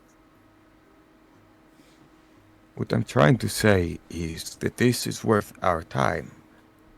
Someone I care about it. I hope you care about it. Looking at Felix. Someone that I do believe somewhere inside you care is going through something. And I'll be real, I met that kid like thrice. Not much of a conversationalist. I don't know him. Felix, this is... You know I'd be there if I could, but one day could be a difference maker. Would it not be better to have the five of us? We should not be split like this. We seem to have why I differing suggested- views on how things work. And that's why I suggested we meet in Roof. Perhaps we can come to an agreement about the best course of action, but for now, my priority is on a few more people's safety than one friend. Yeah, I'm still trying to figure out what's going on. Give me a sec. Mm-hmm. Yeah, I'll get it eventually. Ramsey looks to Quinn. I have already. I will not ask more of you. If you believe that to be true, that is the right thing to do, then I will meet you in Toulouse. I will do my best to make sure that Holly and Ripley do the same. But I need you both to know that this is not a simple fight. There's a chance that Ripley does not wake up tomorrow. There's this wonderful, wonderful service provided by most clerics. It's not like that. Or, I mean, if you're really hurting for change, I think that Bianca lady is still alive. Worked great for me.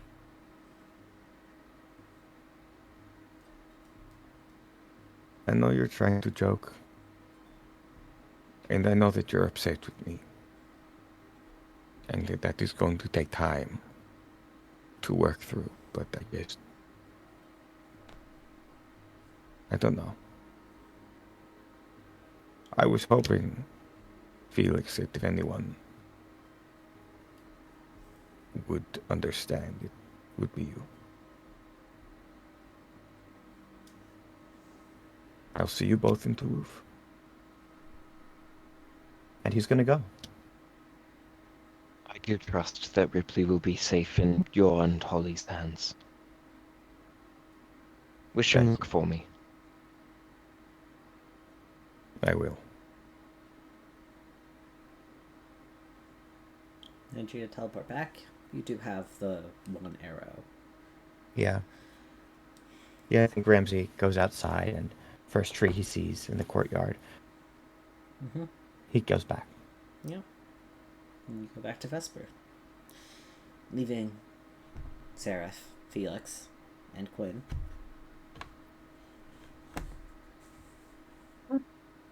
With their next destination being Toulouse. You didn't even insight that. Listen.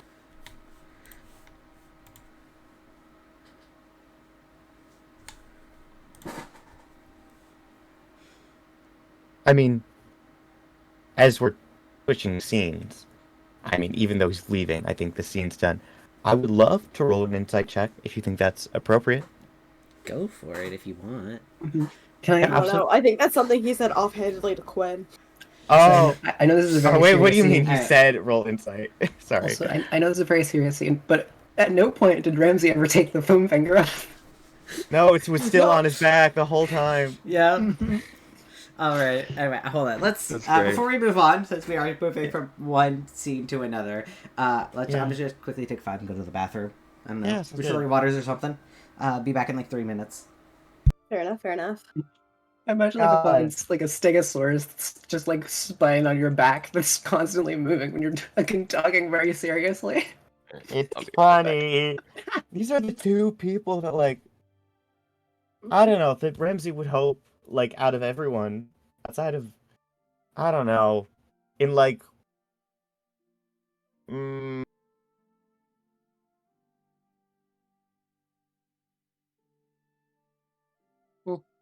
it's just Quinn's his hero, and then Felix, Zareth, they're, we're not doing so good out here, champ, but it's okay, because it's Ripley time, and I'm here for it. We're there in spirit. Or something. Mm-hmm. Which one of your spirits? Ouch. Damn. It's cold. She really called you by soul. I can't say that as a comeback. That's I was gonna say cold like Felix's corpse. That's kind of funny. But yeah, no, I thought it was like all the characters figured out that what was going on with that already. Yeah. Yeah.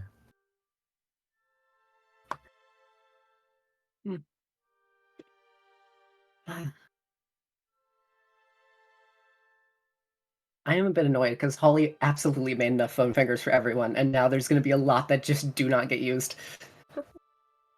I like the idea that, I like, could have gone with him. we're here to support Ripley. Well, He might kill his okay, brother today. All Holly heard and knew was Ramsey was like, "Oh, I'm gonna go grab. I'm gonna go, talk to Zareth and Quinn real quick." And Holly was like, "Sure, all right, go ahead. Have fun. Be back soon." And then Ramsey left, and that's all Holly knew about the entire situation. Yeah, it was real quick. Damn. I'm sorry. But yeah, anyway, so now Zareth and Quinn, you guys are kind of basically done for the session. Sorry. But I don't think we're gonna get back to... Well, if we do get back to you guys, I don't know, maybe. I don't know how quickly we're gonna be able to get this done. Fully depends. I'm excited for this. Yeah, anywho. So, back, Ramsey, you appear back in Vesper, kind of basically where you left off a couple hours later. And it is almost time for the Agnikai. Noctis left a little bit ago, and you haven't seen him in a little while.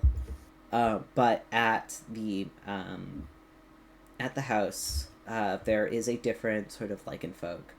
Almost a guard of sorts. Kind of a brownish fur, and kind of like light, kind of like yellowish eyes. And he appears to be just kind of there, standing guard. He's waiting to escort you guys. But you guys still have a bit of time if there's anything you want to do, last minute stuff. The off-screen Rypley is preparing, is doing his own thing. Is doing something I will reveal later, but is just in the house somewhere. Mm-hmm. Ramsey, do you want to find your friends and tell them what happened, or? Yeah, I guess he would. Ramsey is gonna go to Rip. Knock knock.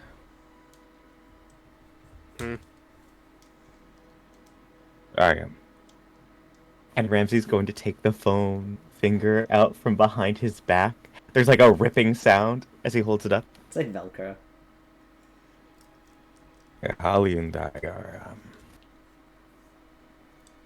are ready to cheer as loud as we can. Unless it's not that sort of. We're going to do our best to support you. Oh, you're gonna... The door is closed, it's not open. It's staying inside for a minute. Right. I mean... You're gonna get a lot of weird looks. People might find it offensive, because this is an actual...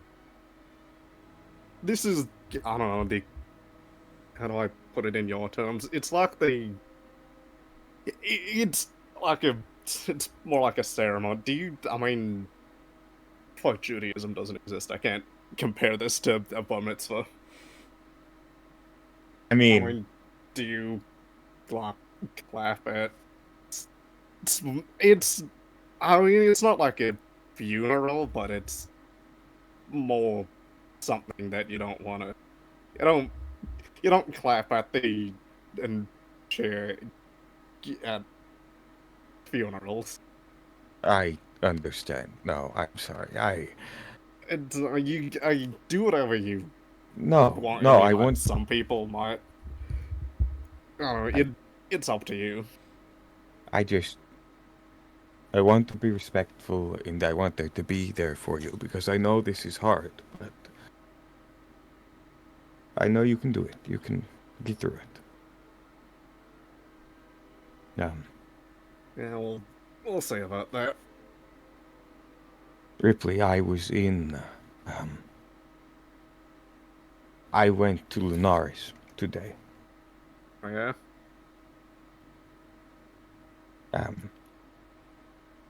Quinn and Felix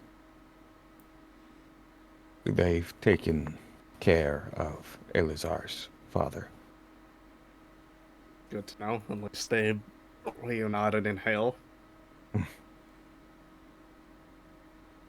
They wanted to be here, but had business in Toulouse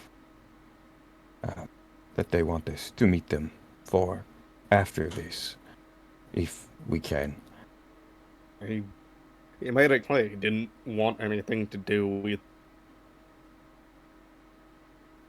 saving the gods or whatever the way you end up doing with some of them, so it's not like it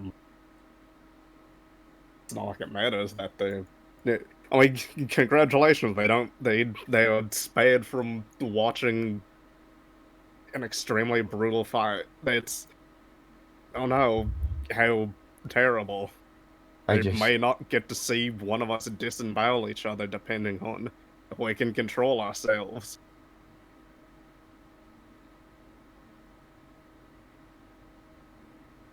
I'm sorry, Ripley,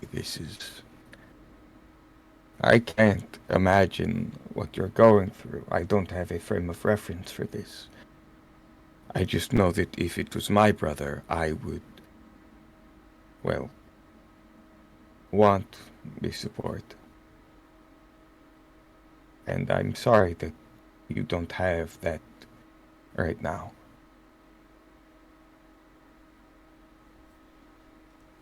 Quinn wishes you luck.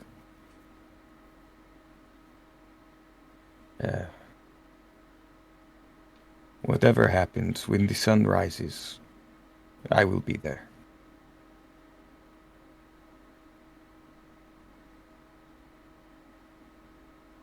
You have my faith.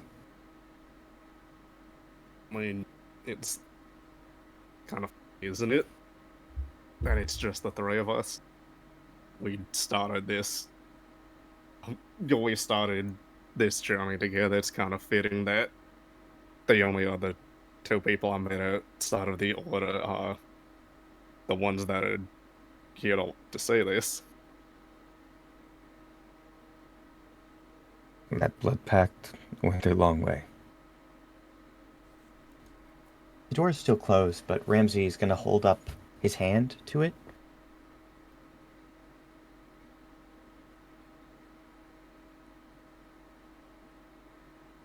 I'm glad I met you. I'll see you when you're ready to leave.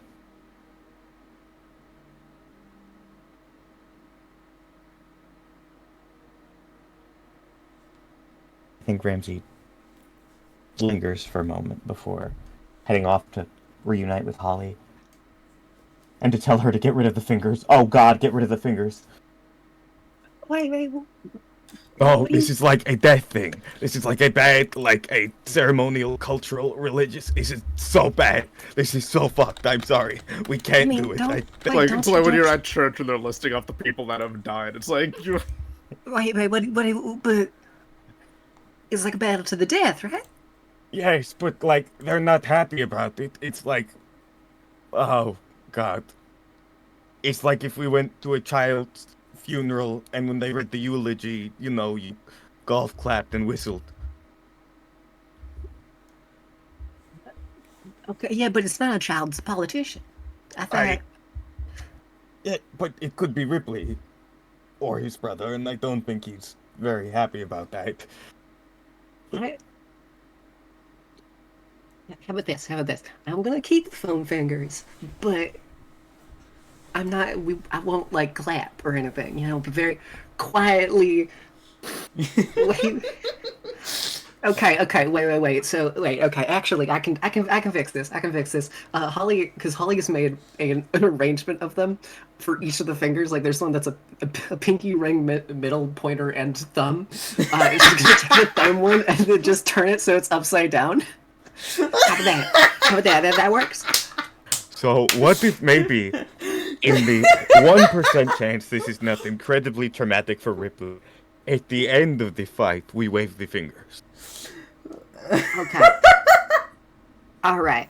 And then and if Noctis wins, then I'm gonna like slide one of the middle finger ones over to Ramsey. Okay. At this point, I think Ripley will walk out. You see just a fucking collection of foam fingers. I will say he's in disguise and is wearing his mask. Oh. Which, Oh. Is this the thing you were talking about? I'm sorry. I thought it was like I heard it was like a fight, and yeah, it's a fight, but it's not like it's not like a underground fight ring kind of thing where you're betting money. This is like a proper ritual. Yeah. Okay. It's so, still a fight, but it's in. Holly's gonna hold up the thumbs down one. So is this still not good? You'll Noted. probably get weird looks. There may be people cheering. There may not. Last time I experienced one of these things, I watched my brother put his fist through my dad's chest, and most people were silent for the most part. A bit of murmuring and a few gasps, but it's. It's more like an opera than it is an actual fight pit. Mm-hmm. Okay. Is the guard still there, right? Yeah, he hasn't moved. But he does kind of like lean in, like he's listening. You mind if I grab a few other audience members for this? Go ahead, but we gotta leave soon. If How we long wanna does be there for Tree some- Stride last? 6. Like, portal open? 6 seconds. Mm-hmm. I mean, you can also just make it so the tree bigger, because I can do that as Holly. Yeah. I was gonna use the fucking home dagger to grab someone, to grab people from home. For sure, who are you grabbing? Hmm? Who are you grabbing? I mean, probably just Clyde. Fair enough. I think I will spare Devin from this. Fair enough. Easy enough. You grab Clyde, use Tree Stride, and come back. Don't I have to roll to make sure the dagger yeah, still... but you're only using it once because you can't use it to get back to Vesper, so you have to use your Tree Stride arrow to get back. Question by the way, Caleb. Could I roll a Druidcraft check to see how many foam fingers I make? Yeah, for sure, go for it. Thank you. I'm just curious. Jesus. 27. Listen, the next time Sick. I'll take 27 arrows. Or 27 fucking foam fingers. Listen, the next time we have like a casual fight, you can take these out. Yeah. Yeah. Or go on, Anyway, roll a d20. Oh god. Yeah, It's just to see if the dagger breaks, because it's not made out of like durable magic. 9. 9. Right. The dagger has like one more use in it, and it probably is gonna shatter after that. Okay, that's. All right. Make a note of that. Anyway, you easily grab. I need to use it again. Sorry. Clyde is confused as you randomly appear in Nimeth, and he's like, I didn't expect you back so soon. Is everything okay? Remember that thing that I told you about that bound to happen? Which one? The world ending, or No, the one with my brother. the fight with him?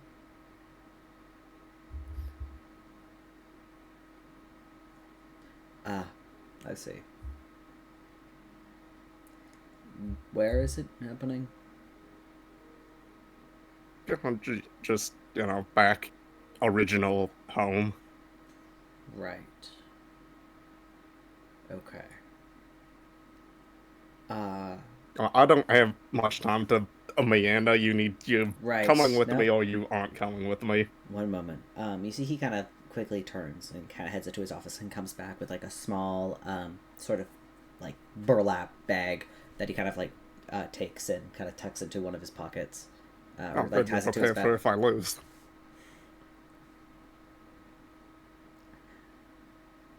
I'm also prepared if you win. Having a skilled healer on board is on standby is never a Oh, bad there's idea. stuff in the bag. Oh. It looks like it has maybe like a couple of like it could have like maybe a couple of baseballs in it. It's not a big burlap sack. Like, I was ready to be putting that when I'm done. Oh, Ripley, I think you gotta think a little bit more highly of yourself. Let's go. And you guys can teleport back to Vesper. Clyde now with you. You guys reappear at the house. And this poor guard is so fucking confused. He's like, okay, who's the big guy? Never mind. Not my place. Follow me. If you're already letting these two outsiders, three including me, if you're letting outsiders in, I might as well bring one more. Yeah, sure. I mean, Noctis basically already okayed having outsiders view the event. He even set it up outside of the village, so... Exactly. And this guard kind of begins to lead you away.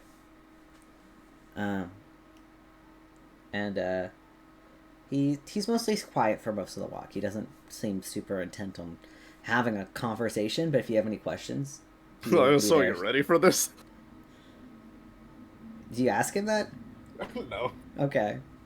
Yeah, he doesn't seem to spark any conversations with any of you. And you guys end up walking for probably just over 3 hours as you head basically almost directly south out of Vesper. The three of you walk and you watch as the sun slowly begins to set until the sky is like a soft kind of like orangish color. And the trees begin to get smaller and more sparse, where it's normally a very tight and thick forest. Eventually the trees get sparser and further away, and they're smaller and younger. And Holly, you begin to recognize some of the plant life around here. The grasses are tall, and they're filled with these small kind of reddish flowers that kind of almost seem to have like a glossy kind of like petal texture. Holly, you recognize these as hollyhock. Yep. And you guys, as you guys kind of step, you guys are kind of stopped as the guard, who's yet to introduce himself to you, just kind of stops you and kind of says, "All right, outsiders, please don't go past these 2 trees. You're welcome to watch from here." And he kind of looks to you, Ripley, and kind of like nods for you to follow him a little bit further in, as he kind of takes you to this large open field of hollyhock. And he kind of like has you kind of step into the field, kind of leaves you in the middle of this open field, and you watch as he runs kind of across it to the other side, and he almost seems to just like vanish from sight in like once he reaches like the tree line on the opposite side. And all of you see is he just kind of vanishes. How far away is the arena from us? You guys are about like from you to where like Ripley stands. There's like 60 feet. Okay, in that case, hey, I'm gonna make like a little stand for us to sit in, or just more like a little raised platform so we can see a bit better. With that, or is that also rude? Can I hear this? Probably. Yeah, Holly's not. Holly's talking in a whisper, but also you have dog ears. Yeah, that's true. It's not disrespectful if you want to say better. I know you're not the tallest between those two. Holly, do you Yeah, want fuck you too. you make some bleachers. Holly's going to grow a big sort of mushroom platform that will raise up. I'll go about like, I'd say about like 60 feet in the air. I'd say, Fair enough. and I'll make a little seats for us, and then sit down, and then make a table. Pull out a bottle of whiskey, put it on the table, and pour myself a drink. Yeah, Clyde kind of looks over, watches you pour a drink, doesn't say anything, but just kind of crosses his arms over the chest before looking back towards Rypley. Holly seeing this will like slide the glass over and then pour herself another drink. He takes it, nods, and he goes, "Thank you." And you watch as she just takes it in a shot and sets it down, and has Damn, very all right, little I mean, reaction to it. There's you gotta. Do you want to roll an insight check on Clyde in this moment? I mean, I feel like I don't need to. He's about to lose his son. Yeah! Understandable concern. Yeah, no, he is very stressed and concerned, but he is watching Rypley very keenly in this moment. I'll pour one more for him and just be like, if you need it, it's there. You pour yourself anything else you want. I'll be Ramsey, you okay. want something? I am quitting, actually. Oh. It's a celebration of life and death. Okay. That is my domain, after all. And Holly will start sipping on her drink as she will look intently into the field. And because I'm guessing they can't see up here, Holly will get out at least two foam fingers and just sort of set them down next to her chair. Yep. Just in case. Just in case. I need to be prepared. Yeah, and you guys are watching this as if it's the sports match of the century. Rypley, you stand in this field alone for about a minute. Like a fucking old Japanese samurai movie. Yeah. You stand in in this field alone for a couple of what only is like maybe a couple of minutes, but it feels like almost an hour, as you can hear the birds just kind of chirping in the background and the wind kind of pushing through the air, and kind of in this moment all of that kind of very quietly gets drowned out as you begin to hear this rhythmic kind of drum that kind of beats in the distance. It's a loud like boom, boom, boom, boom, boom. As you watch out of that same brush where that one lichen folk vanished into, you begin to see 1, 2, then about 50 and 100 lichen folk begin to exit from that side of the field and surround the opening, almost enclosing you in this space. Holly and friends are kind of above 60 feet on this mushroom, but you watch as they circle around and they're kind of beneath that sort of table that you've set up. As you watch these lichen folk of many different fur colors and patterns begin to appear, all of them in their lichen forms, and they circle around Rypley. You can hear a mumbled conversation kind of hushed between them. All of it is in lichen folk, so you guys can't understand it except for Rypley, and they're just whispering about you. And eventually you watch as Noctis emerges from the opposite end and begins to walk towards you. And he is in his full lichen form. And he is enormous, standing almost, I believe it's 7.5 feet tall. Yeah, he's as he appears, scarily big. He is enormous. You see his massive claws and tangled fur as he appears and begins to walk towards you. Everybody watching Actually, this included Rypley in this. I need everybody to make wisdom saving throws. I thought Holly, I was exempt from this. Holly and Holly and Rypley have advantage. Ramsey, you have to make a wisdom saving throw. So does Clyde. Okay, Wisdom save with Caleb. advantage, you said? With advantage. Both of you have advantage. Yeah, so Yes. 17. 17 succeeds. That's expected. That's Yeah. a 14. I sometimes forget that Noctis has a fucking Fear has a- aura. Yeah, he has a fear he's aura. fear aura. He's a fear. This is why he doesn't walk around in Psychic form all the time, because he genuinely has a fear aura. Ramsey, a 14 fails. He's got a musk to him. It's fucking. You watch as I think this is the first time you've The seen only people Noctis that have in this seen form. him like this is Zareth, Noctis, Holly, and No, Rypley. no, Ramsey did see it because he was there when Noctis took the crown. I That was guess- I that guess was the so, last everyone time. has. The last time you saw Noctis in this form, he was insane and attacking your friends. And seeing that sort of monstrous face again, his eyes are locked on Rypley and do not seem to be looking up at you at this time. As he kind of saunters forward, he stands about 30 feet from you, Rypley. And in this moment, he kind of just looks to you and he says,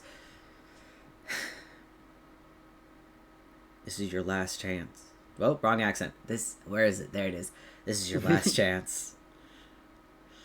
Ripley will remove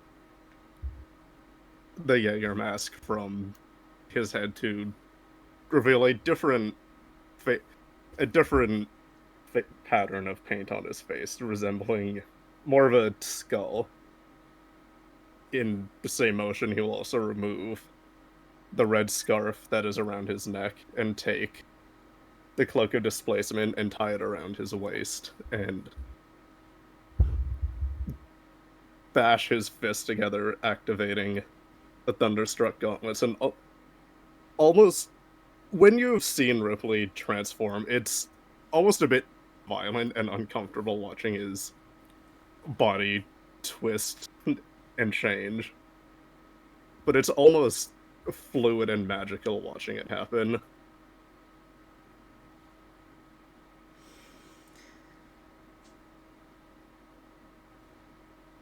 Will you And he surrender? will... Ripley will... He's fully... He's not ignoring the things Noctis is saying, but he will do the same bow he did at the ball before their dance.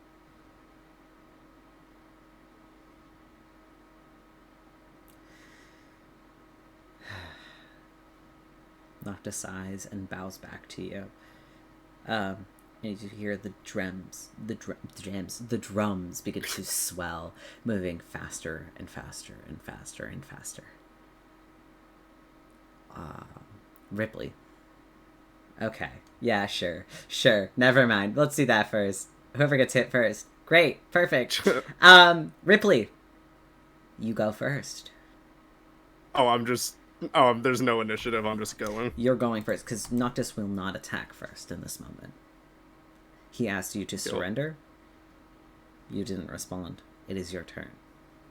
Okay. I will... I'm not going to raid. I am instead use my full action to cast Bless on myself. Okay. I'm going to roll the D4. That's Three. pretty good. Not bad. If I'm correct, Bless allows me to add that to all of my... Your hits. Yeah. Alright. And I will use my... Am I able to use the offhand attack? Yep. Yeah, let's get this started. I'm going to immediately run and just go for... Is he armed, I should ask? Noctis appears to have two sheaths on his hip, but only one of them has the hilt of a blade in it. So he's got 2 sheaths, but 1 blade. Okay, so I am... Alright. Yeah, I'm just gonna run straight and try to go for a hit.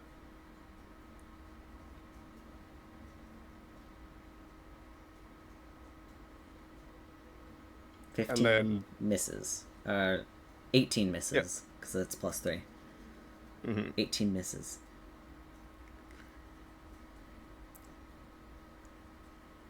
Anything else? I can't do anything else. Rypley, as you go in to strike, Noctis easily moves his head aside, dodging completely, and immediately it just holds up his fist, and he just goes, and he's going to just strike you back, like punching you directly into the chest. Does a 20 hit? Yes, because this doesn't add. And the bless does not, that +4 does not add to anything else but attacks. You watch as Rypley, you miss, but you watch as Noctis easily goes and punches you directly into the chest. He's not using any sort of magical abilities, so you just take those 13 points of bludgeoning damage as he just punches you directly. And he's going to go in for his second attack. Yippee!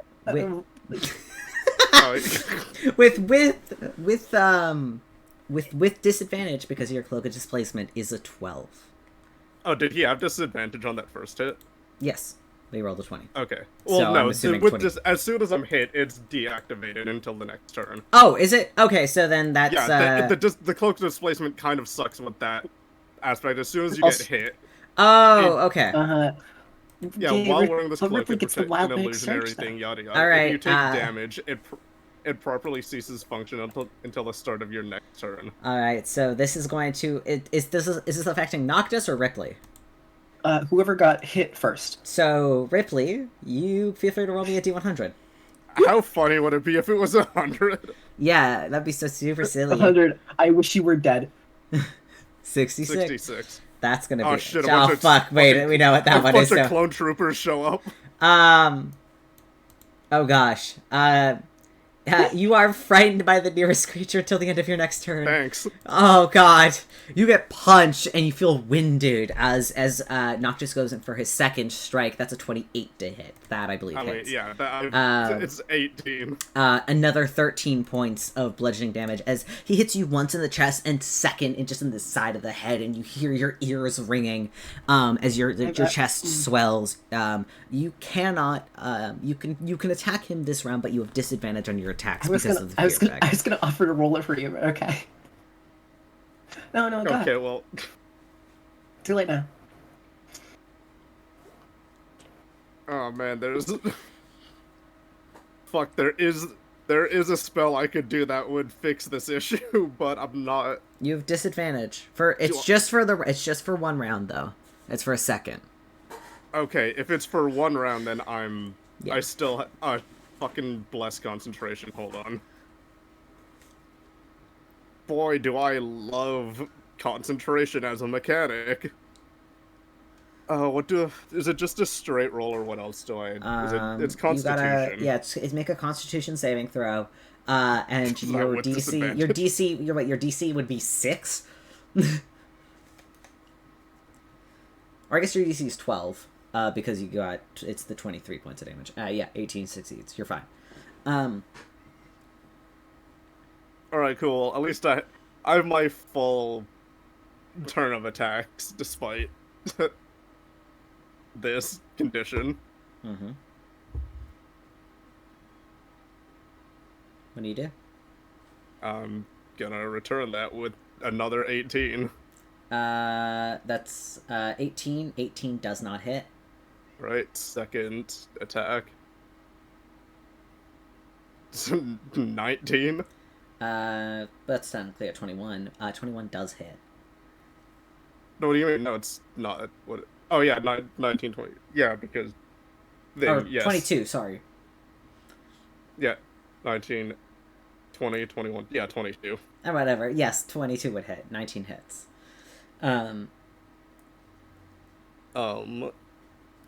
13 bludgeoning. Alright. And I will go again with offhand. All right. Don't you have 2 attacks per action? Oh, hi, Papa. Yeah, but as a bonus action, I can do. Not that it matters. It's a that's not hit. 14 does not hit. Oh, right, because the first one missed. Right. All right. You Yeah, managed to because get if 1 solid 15 strike on him. If 15 equals 18 doesn't hit, then Yes. Then, yeah, 18 doesn't hit, so 17 would not hit either. Yeah. So, but you do get 1 solid strike on him, and as you do, you feel that sort of fear kind of quickly wash away, as there's kind of like this spark of hope that this is possible. But Noctis... oh great! I took out 13 of his 120 hit points. Yeah. Yep. Yeah, I know he's in the hundreds. That's why this is not. He's 125. You're really close. Anyway. Great, he's still in the hundreds. Anyway. So he's... yeah, it's his turn. And you hit him once, but he's going to do his normal strikes against you again. Simply punching you. He has disadvantage. That's a 20 to hit with disadvantage again. Yes, my armor is 18. This is not. Yeah. It's not that difficult. All right, 18 points of bludgeoning damage on the first hit, and second hit is a 19. I'll do. Can I use the shield effect that I gained? Yeah, for sure. All right, that buffs your AC by is it 3 or 5? Well, shield as a spell is. It's 5, so you get, yeah. So you want to 18, shield? 19, 20, 21, 22, 20. Do you shield the first one? No, I'm gonna... You're gonna take 19. Sure. I'll just do the whole turn. Alright, you shield. So neither you as he goes and punches, you quickly react, holding up your fists as a sort of wall of air, and you watch as Noctis is trying to punch you, but he can't break through in that moment. And you see his head kind of cocks to the side for a moment, and you almost see him smile, almost impressed. As neither of his strikes hit this round, it is your turn. He doesn't seem to be taking bonus actions. He's hitting you with the minimum amount that he has per round. Okay, cool. Let's... You no longer have I'm gonna disadvantage, by the way. Sorry? You don't have disadvantage anymore. Yeah. Okay, I'm gonna use 10 points of... Hold on, how much...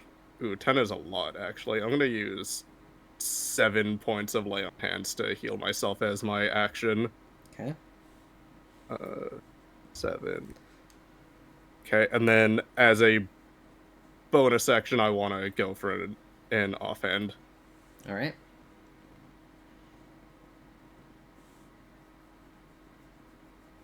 Uh, 26. 26 definitely hits. Great. I'm gonna throw a.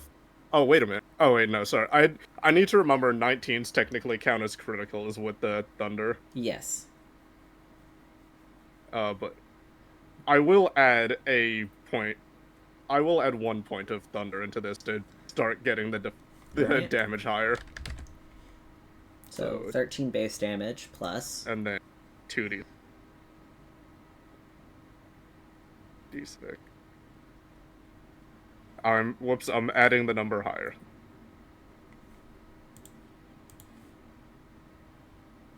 13 plus 6 thunder. All right.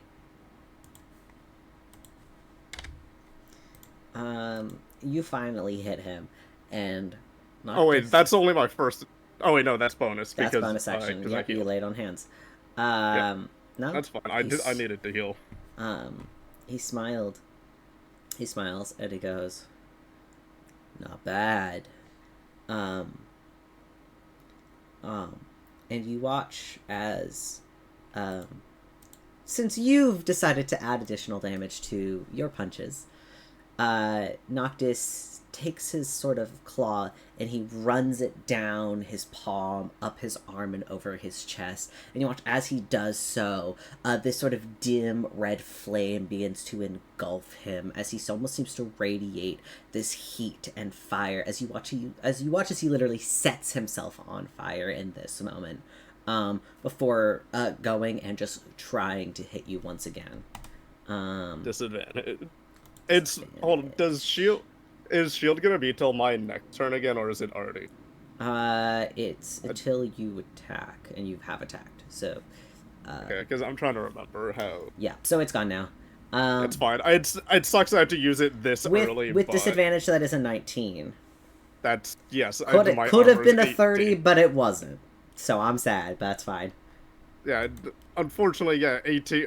Was a bare minimum 18 as an armor, sadly. All right. That's 15 points of bludgeoning damage and 6 points of fire. That's kind of shit fire, but that's fine. That's 6 points of fire damage. As Noctis just decks you. And that's his turn. Oh, he's not going all okay. That is all out. It takes an action to set himself on fire. Oh, that. Why we were just doing the same moves. Awesome. Yeah, basically. Okay, cool. I am. Ooh. Alright, stupid. Hold on, let me. How much damage does that have? Just 17 past my Yeah, thing. 17 passes, you're fine. Okay, great. Also, I totally ignored that in 26 being +3. It's fine. Alright, I'm gonna. Sure, let's make this. Ugh, fuck, what?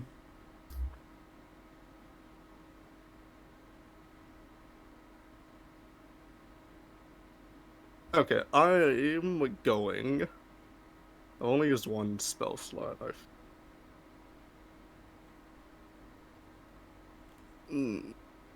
Okay, I'm. Ah, no, because that's concentration.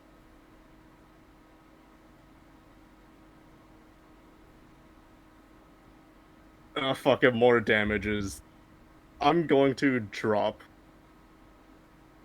Bless, and once again, Ripley's gonna bash his fist together as I cast Thunderous Smite on myself for my bonus action. Okay. And now I'm gonna once again attack. That, yeah, sure. No. Alright. And I only have one more attack, so let's hope this actually hits. Does a soft 20 hit? 20 hits.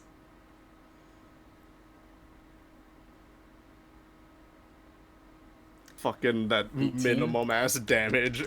18. 18. Damage. Yes, make a strength save, or if I believe it is be push. Strength save is Hold 26.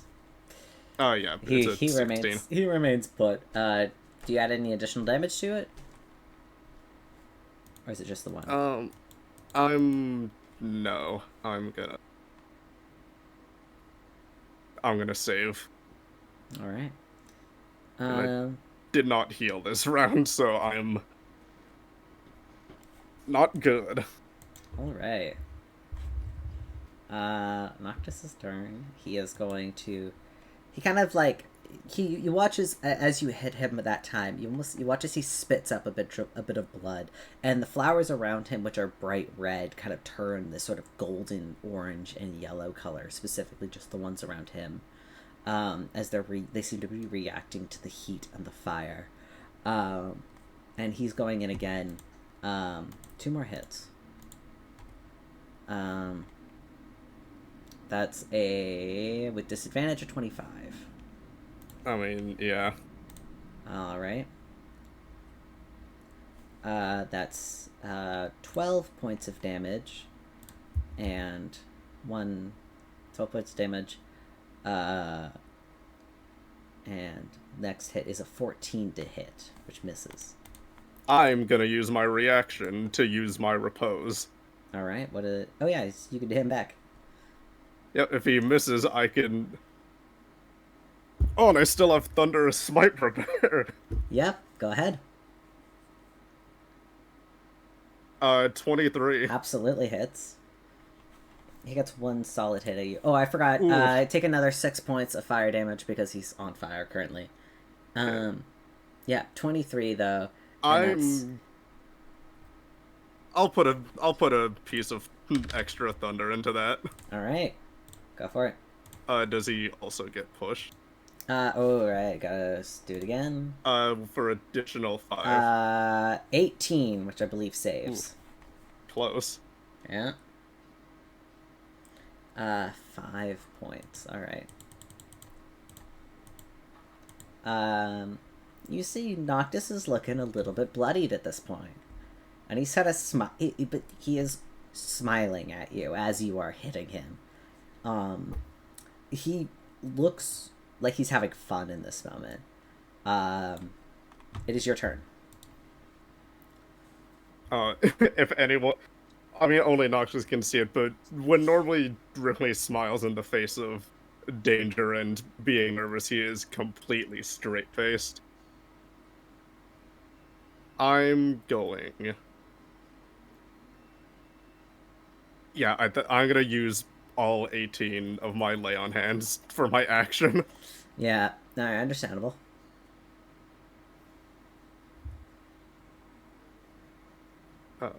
Whoops.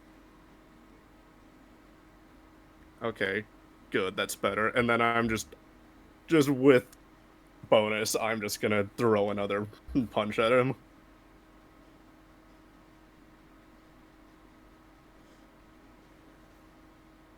$13. Miss.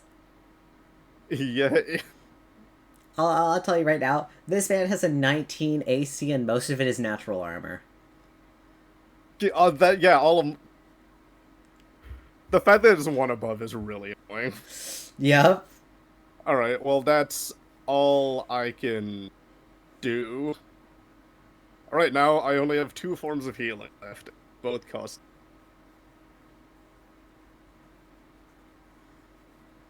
This is... Alright. Anything else you want to do? You do have your full round. That's all I don't really have any free right. action. Yeah, because you healed. Alright.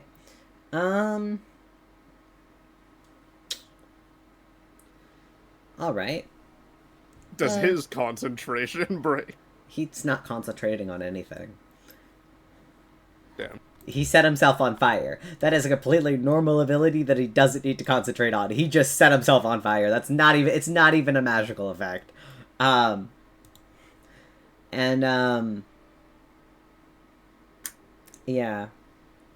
Consider.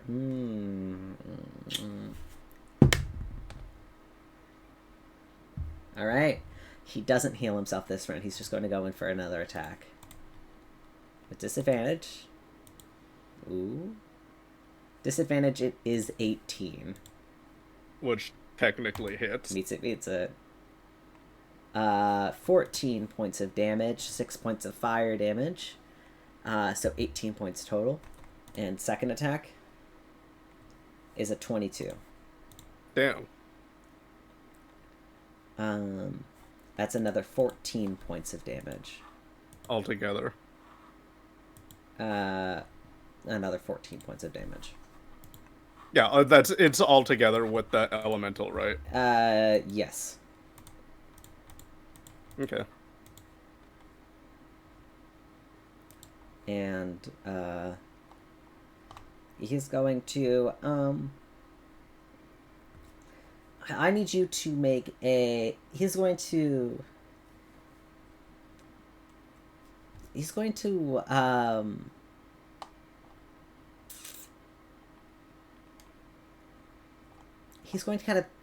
kind of try to sweep your legs. I need you to make a dexterity saving throw or fall prone. Hey, is that danger sensible?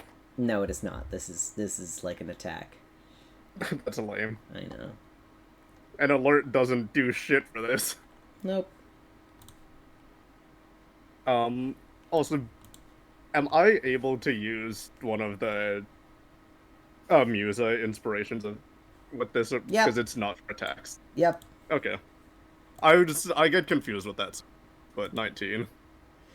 19 succeeds. So you're not knocked prone, but you watch as he kind of quickly turns and like sort of sticks out at like he tries to like sweep your leg almost as he like hits you. He hits you twice and then tries to sweep the leg, but you manage to stumble out of like kind of get out of the way and you don't fall prone. It's your turn. Cool. I'm gonna use level 2 Cure Wounds Okay. on myself for so correct, what is that? 2d8 plus 4. 11. 11. Whoops. Heal. Cool. And let's go for another one attack on him. 23. Yep, go for it. Should I roll a fucking concentration for those last ones? Yes. I don't remember how much damage I did, so we'll just say no for now, and yes for next time. Okay, cool. I don't remember how much damage I did in total. No, My that's... bad. 12 plus 8. Alright. He is And... not looking great. Yes, extra thunder. Alright. I'll make that strength save. He makes it. I don't expect him to fail these. Yeah, he's strong. Extra 4 thunder damage. Mm-hmm. You see as he begins to look more bloodied, his smile kind of twists, almost looking a bit more wild. The recognizable insanity kind of sits in. This is an expression that you've seen before on your brother's face, and it's not a great one. He's going to lunge at you. This time he's going to try and bite you. As he tries, he's going to just like bite into your shoulder. That does a 23 hit. I mean, if you want it to hit, that's all I'm saying. Okay, well, take 10 points of piercing damage as he bites down onto your arm. And he's going to heal a little bit, and I need you to make a Constitution saving throw. Oh boy. Oh my god. That was almost really, really, really bad. 26. You feel him latch down onto your arm, and you almost get the sense that he's trying to break your bones. But you manage to hold it off. You're stronger than he expected you to be. Is that with disadvantage? That was with disadvantage. Okay. But yeah. Okay. And once he realizes he's not getting what he wants, his claws kind of dig deeper. He tries to, like, dig his claws into you as he pulls his head back, realizing he was unsuccessful. Just a mouthful of your blood now. That's a 13 to hit, which doesn't hit. Nope. So you can repose that if you want. I can only do that once. Never mind. I don't know how your character works. I'm not Cyrus. I can only do that shit one time. Alright, never mind then. And he goes and he watches he kind of extends his claws and tries to swipe at you, but you manage to kind of push him away in time. Your bones still intact. Noctis unsuccessful that round. That is his turn. It is your go. He is not looking fantastic in this moment. There's that sort of ravenous, like, monstrous gleam in his eyes as they're slowly... On a scale of 1 to 10, like, how close is he to being knocked out? He's bloodied. But you watch as his eyes are slowly kind of glazing over with that sort of, like, yellowish color that they were before, back in Zemria. And he's breathing heavier. His wounds are open and he looks bruised. Noctis is not looking great. But you also get the sense that, like, though they're glazing over with that sort of cursed energy, there is the sense that Noctis is still there because he's not using the cursed power.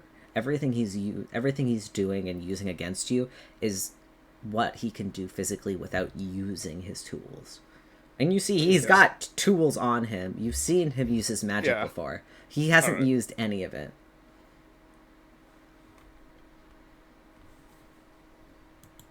Alright, before my action, I want to just...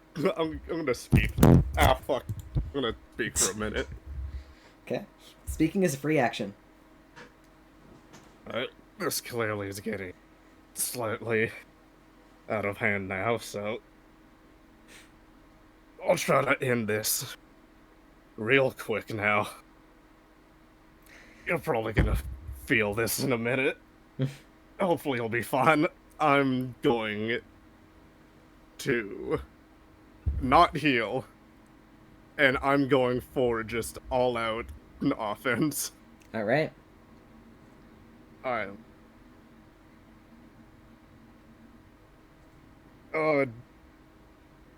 Do it. No, fuck rage. I need 3 attacks. I'm gonna do this one with Reckless. Mm-hmm. Because Reckless is a free choice. Yeah.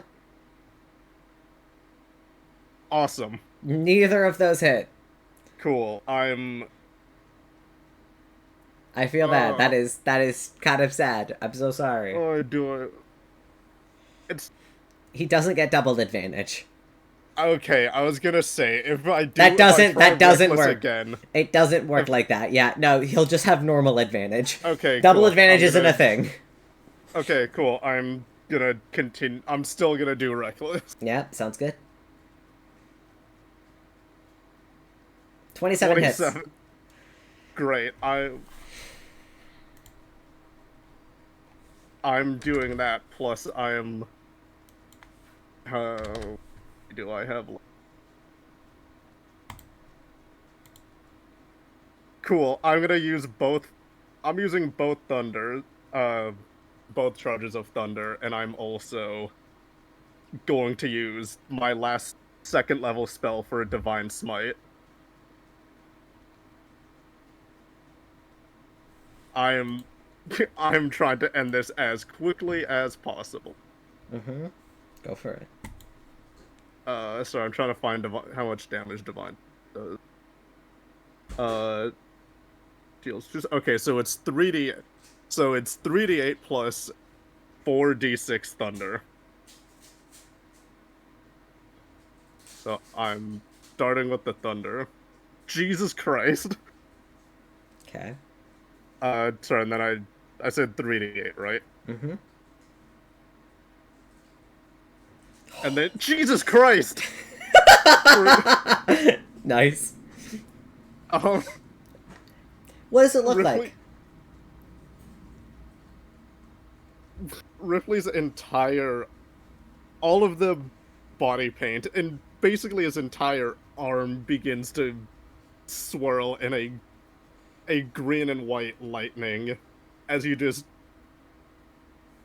runs straight into Noctis and just screams, "Divine punishment!" and then just straight to his face. And as your hit connects, you feel as Noctis's hands grip hold of your gauntlets, and he's holding onto your hand in place. As you watch as the hit connects directly, and you hear like his jaw kind of snap. And Noctis stands there, and he holds onto your fist. He remains standing in this moment as he holds. I still have a bonus action. Sorry, I didn't mean to do that. I still have a bonus action. He remains standing there, but you can tell that he is unconscious, and he's holding on to your arm, and his feet are dug into the ground deeply. He's holding himself up in this moment, but you see as his breath lightens, and you watch as his grip kind of weakens around your gauntlets, but he remains standing in that moment. And you just watch as his blood kind of slowly drips down your gauntlets and into the grass, and the fire around him dims and goes out.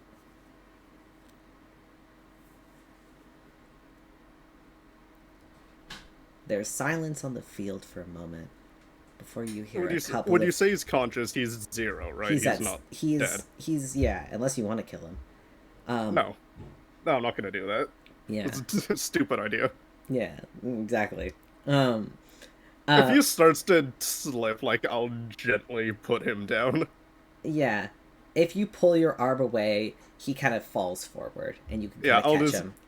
I'll gently put him down. The quiet murmurs that were surrounding you guys kind of get louder and louder. And you see kind of someone step through the crowd. A older, kind of grayish wolf. As she steps forward. Beside her is a beautiful young white lichen folk with light pink eyes, wearing a very recognizable robe. One that you gave her. And she looks shocked. And as the elder steps forward, in lichen, she announces, "Welcome home, Rypley, King of Yureko. Welcome back." And you watch as she bows to you. And after the elder bows, you watch as the crowd, one by one, everybody kind of bows their heads and takes a knee surrounding you. Noctis in front of you, laying bloodied on the ground. Can I wake him up? Yeah, a moment. Well, he kind of wakes himself up. He kind of slowly reaches up towards you. And just kind of like grasps Ripley, like, your hand. Can Ripley, like, widen, like, touch his face and, like, widen his eyes, like, still in there? You couldn't kill me that easily.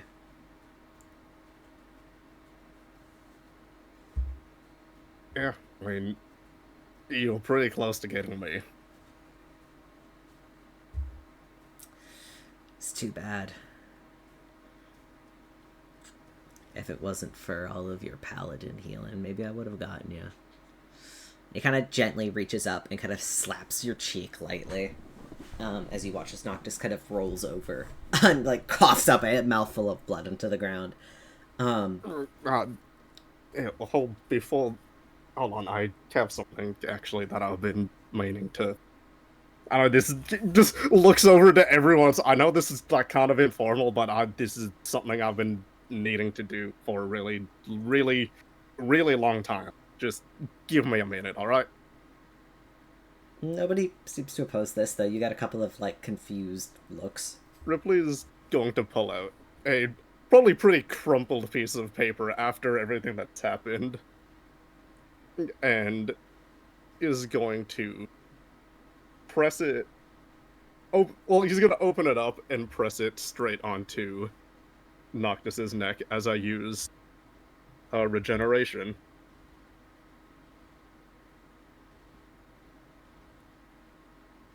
Okay. I think that would just revive him to full because he didn't lose any No, that limbs. would regeneration is the one that is able to regrow limbs. Yeah, I know, but he didn't lose any. Yeah. So... Yeah, but he's lost something inside of his throat that I'm fixing.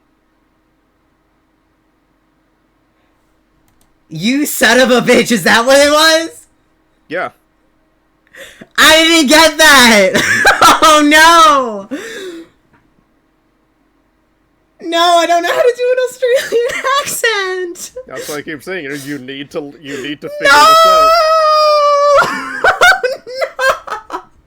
Because No, this is a remember personal attack! You agreed to me saying regeneration, as stated, can within a minute can regrow limbs. But if it's something very minor that has been affected for as long as it's something small, and then it can be fixed if it's been broken or removed for a few years. I fully remember you stating this. No, to me. regenerate could fix this. No, yeah. The scroll just absorbs into his neck. Yeah, you watch it kind of And he glows just, like, with that. I guess it Ripley glows with that dusts soft his kind of hands like off. greenish color that normally your magic and things. And it kind of sort of vanishes around Noctis, and he's fully healed. And confused, he kind of like sits. Ripley dusts his He kind of hands off. sits back up, and he just kind of goes. This is where I embarrass myself.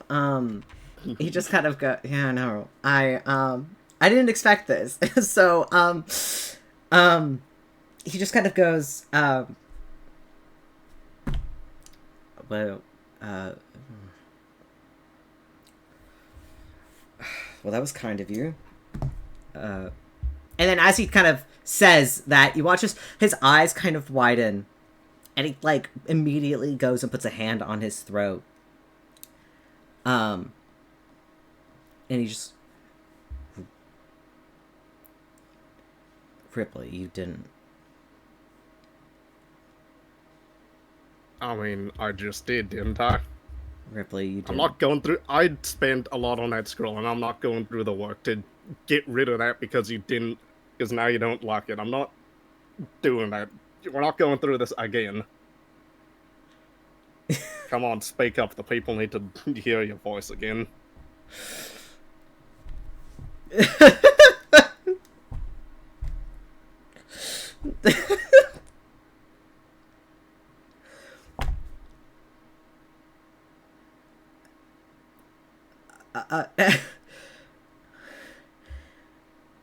After everything, you really have left me speechless. What the hell? And I think Noctis just kind of grabs his head and he's laughing because I don't think he understands how to process this, and he just kind of holds his head and just kind of begins to laugh. And the people in the crowd are looking, every member of this is looking just so confused. But you do see Kat kind of standing there, and she kind of is smiling. But everybody else looks just confused. Eventually the elder speaks up, and she goes, so we will have the old king pack his things and leave at once. Welcome home, Ripley. I'm gonna stop you right there. That's not necessary. I don't know what you mean. Well, if technically in this moment that I'm in charge, then I'm saying that he's staying. But, Unless you want to punch his fist, oppose me. No, Your Highness, no, I wouldn't. She kind of bows her head again. Welcome home, Ripley. And Noctis. And your outsider friends. She looks up towards Holly and Ramsey, and Clyde. And she kind of waves her hand, kind of like asking you to come, as many people who are still kind of watching this, a couple of people turn and begin to vanish back into that sort of tree line. And as more and more people vanish, the sort of the illusion kind of fades as your eyes kind of begin to adjust, and you see tents and cabins appear. You see the kind of warm smoke of like a fireplace kind of billowing out from behind a couple of these places. And Ripley, for the first time in a very long time, you see your home as it reveals itself to you again.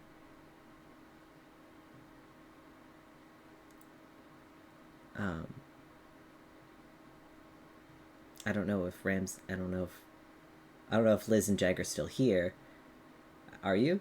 I am. Yeah, I was perfect. here from start to end. I You didn't guys even get are up. you guys are welcome. You guys are welcomed back into the. You guys watch as this literal village appears out of nowhere, and you watch people kind of begin to navigate their way back inside. The fight is over, and people seem to be kind of returning back to whatever they were doing before this event.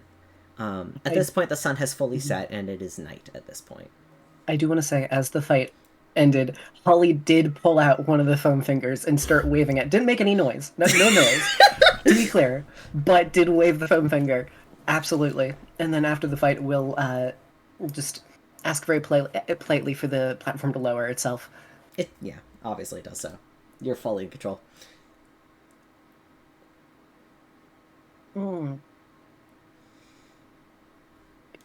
Is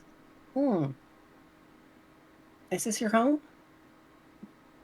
Or like, I'll turn to Clyde. No offense. Like, is this your first home? Yep. This is where we. Yep. This is where we came from.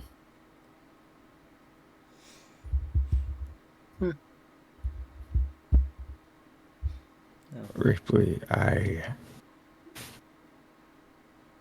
I'm proud.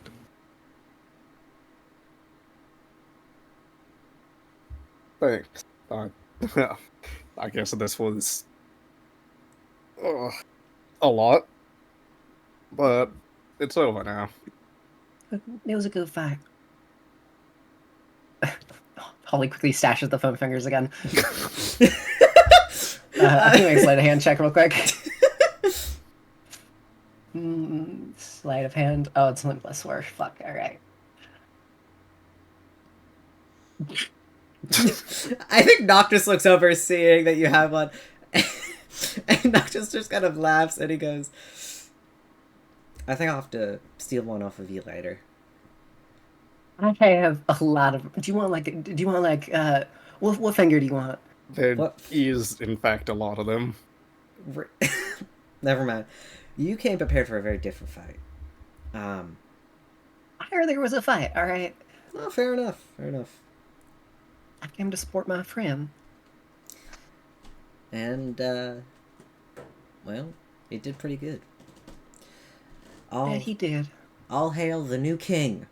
And Noctis kind of gesturally, like, very overdramatically bows to you, Rypley. Can we, like, I know you can say everything and whatever, but has to be a way to, I mean, this is what you were meant for. Man. I was taught to be the king because I was the oldest. That doesn't necessarily mean that I was raised to be one. You won it, fair and square. Though I guess you didn't. I'm not banished, so I guess I'm... Okay, to be honest, I didn't quite think about this outcome. So... Do we just,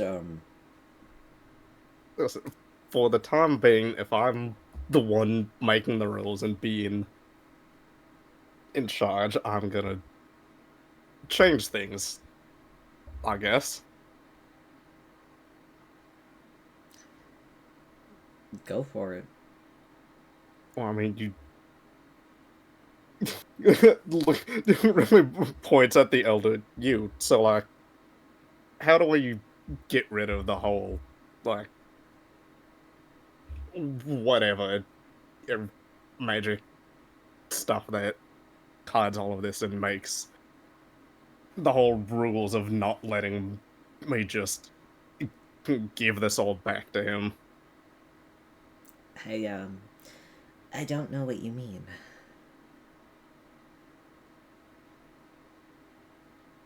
Looks at Noctis. Will you? Okay, now Noctis just shrugs. Noctis obviously doesn't know what the fuck to do. He's like, I mean, well, if there's no opposition, to it, I would like to, just... I'm not meant for this. There's a lot more... I'm not meant to be tied down in one spot. There's other things I need to do, you know?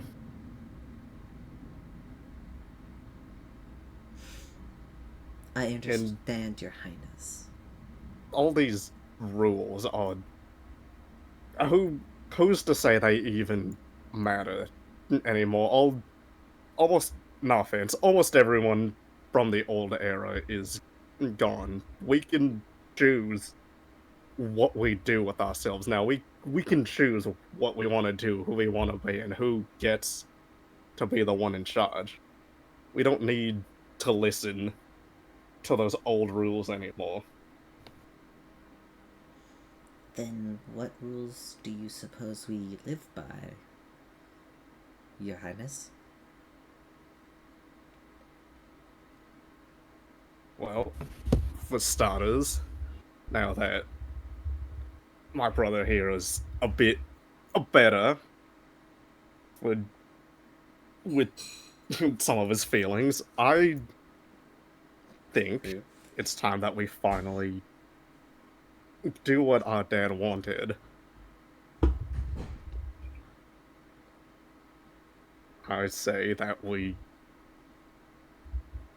slowly, albeit slowly do it, but I say we finally reach out to people.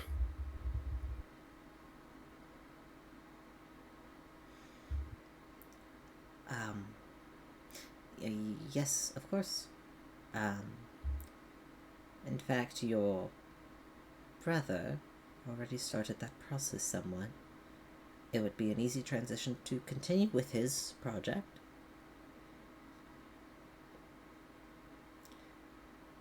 I mean, he's been tending for Vesper for the past few months, so he should be happy to continue, she says, and there's like a passive-aggressive tone to her voice as she looks to Noctis, and Noctis's big dog ears kind of go back a little bit. He does not look her in the eye. You need to sort that out, by the way. You still haven't done that. I'm working on it. I don't know. I have to figure out a voice for this. Now, I'm working on it. Is it not that hard to just... Whatever, Listen, I've already talked to Ramsey about this. Vesper's got like a whole fucking wash of issues. No offense. You guys just quickly looking at Ramsey. The elder, on the other hand, kind of sighs and goes, well, this village does need its own attention. We make fine without him being present. We'll do fine if you choose to go and wander as king as well.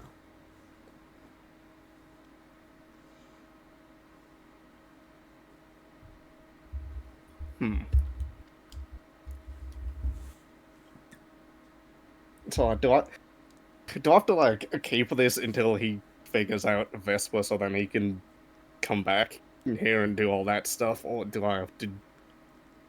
How long do I have to continuously be told that I don't need to be the one in charge? But frankly, you are the king now. You will be the king from now and until you are challenged again. That is just how it is done.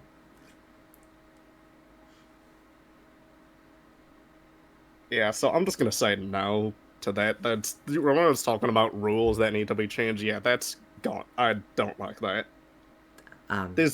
My being gone is the whole reason that these stupid rules are in place. And I say that there's a lot that's gonna be changed with this. Are you suggesting that you are you going to dismantle the monarchy Are you Well, not going to give up your place as king and prince of Yavelko and the Lycanfolk?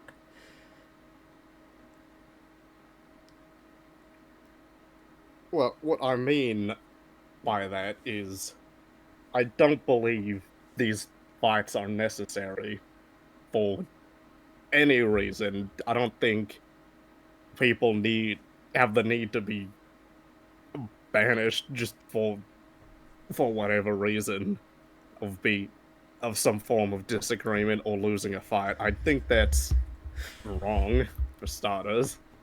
Right. Okay. So from this day forth, there will no longer be a need for transfer of power by battle. I guess this will be the last Agni that our generation will ever witness. So, Does that what sound all right? Yeah, that's what determines people like royalty anyway. Like, Bloodline? all right, well, there's only two of us technically left. Well, when you have it, you or your brother have a child, they will be the next in line to inherit the title.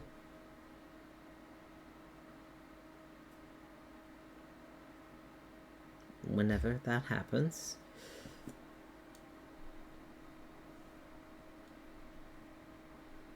Okay, well, Of course, if both of you were to die before that happens, then the title of Prince or King would go to one of your distant cousins. Most likely it would be one in the, probably one of your many cousins in the, Ochaku, village to the east.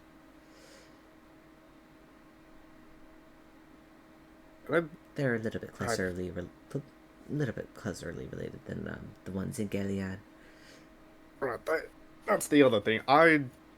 This whole separation thing is kind of feels like a bit much. I don't know what you mean by that. Well, right, I mean, not for long, but right now, Caldera is fairly large, and there's a lot of wide open space. I mean, I think it's about time that we properly, bring everybody together.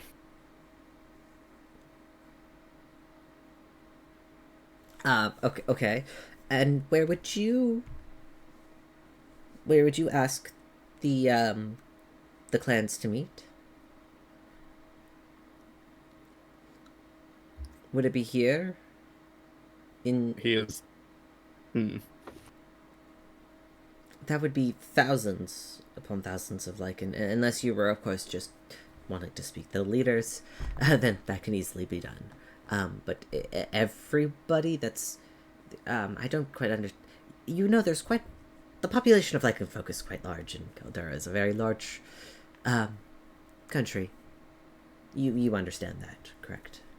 I mean, Your Highness. Yeah, I've been around a decent amount of the place. Mm-hmm. I just think that more of us should, get to know each other. Right. And so are you saying we should open our borders to the,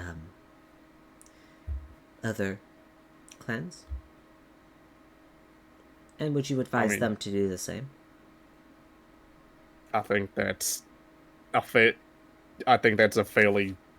alright idea. I think there's probably some kind of specific rules that may or may not need to be put in set to make sure that nothing bad happens. I don't know how many people have the same views as I do, but We will send word to the other clans then that our borders are, our gates are open. Is probably a better way to put it, right? She kind of looks to you and nods. Noctis kind of leans back. His ears are kind of back a little bit. As he's just kind of like, worst case scenario, this leads to civil war, but you know, hopefully we can get along. I mean, fucking better. Yeah, sure, that's one way to put it.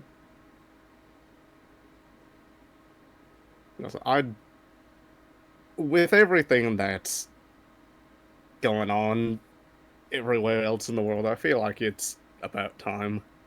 Because who knows, maybe whatever's happening we'll end up working it out. Who knows? Right. You know, it's that or like leaving this side of the continent altogether, but who wants to do that?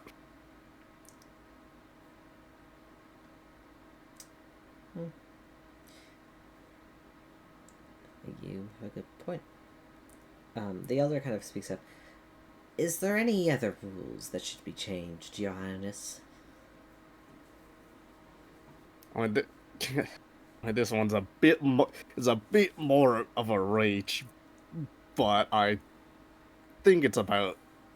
I mean, it depends on what the normal people feel, but I think there's. I don't know how much reason there is to be hidden anymore from everyone. Most of practically all of Andorra, Nimith, and Vespa know what we are and who we are, and I think it's people should be allowed to go wherever they want and do whatever they feel like and meet whoever they want, see fit and want to see more of the world. There's this place as big as it is. I feel like there's no reason for everyone to be tied down anymore. Right. Understood. And I know most people won't technically trap in the air quotes, but like there's a lot out there that I think people that they deserve to see. Very well. We will, let it be known that we are free to wander wherever we see fit. We no longer need to hide who we are. It's a process. There's always going to be people that don't see us as equal to them, but that's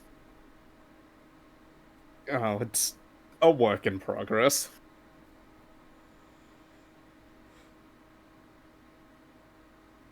I mean, I wouldn't. There's a lot that slowly but surely, I'm sure, over the course of time, people will properly agree to everything and truly see us as the sentient race we are. That is the hope. Is there anything else I should let the other clans know? Any other rules that we need to change, or is Well, is it as long as we don't have to fight for who's in charge, I think now that I'm done all of that, I think it's time you, big brother, take over again. Ripley, I don't don't think it works like that. And the elder kind of looks very confused. You are the king, aren't you? Is... I mean, sure, but yeah, I'm fine. I did this to... I was told I had to do this to be seen and accepted and viewed as the prince and who everything that I was before this. Yes, you are the king. You are more than who you were before. Why would you want to give up your power and return it to him, who rightfully like I lost? said, I mean, there's a lot to say out there, and there's a lot that I still haven't finished doing.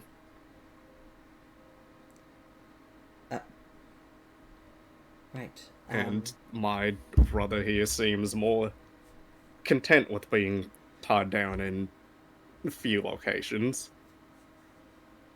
And not that you're limited to just here in Vesper. You seem to have some kind of say in Endor. I don't know if that still stands, but... Yeah, partially. After the ball, however, yeah, rules were very quickly changed, but that's fine. It's not exactly my fault. So, right. Okay. I guess I'm king again. I just did this so I would be seen again. I didn't need any kind of extreme power or to, be seen as the one in charge. I just wanted to be able to come back, and I was told that this was the only way that I was able to do it. Well, it was. Then you changed everything, so I mean, as long as Jaeger, I guess, views this as alright, then why don't you grab the hunters? Tell them to prepare their finest, fittest steaks tonight. We've got company and a reason to celebrate. And Noctis kind of takes a few strides forward, very comfortable back into his role as... He really didn't lose it, I guess. No. But the village elder kind of stops and doesn't listen to him. And she looks very confused, and she looks back to you, Rypley. And then back to Noctis. And back to you, and this woman looks so confused. Right away, Your Highness. Your Highness, and she kind of bows to you, Rypley, now very confused. And she begins to kind of scutter off. Later that night. As long as you, being in charge, still see me as the way I was before, and that's all that matters. I don't know. Just don't piss me off.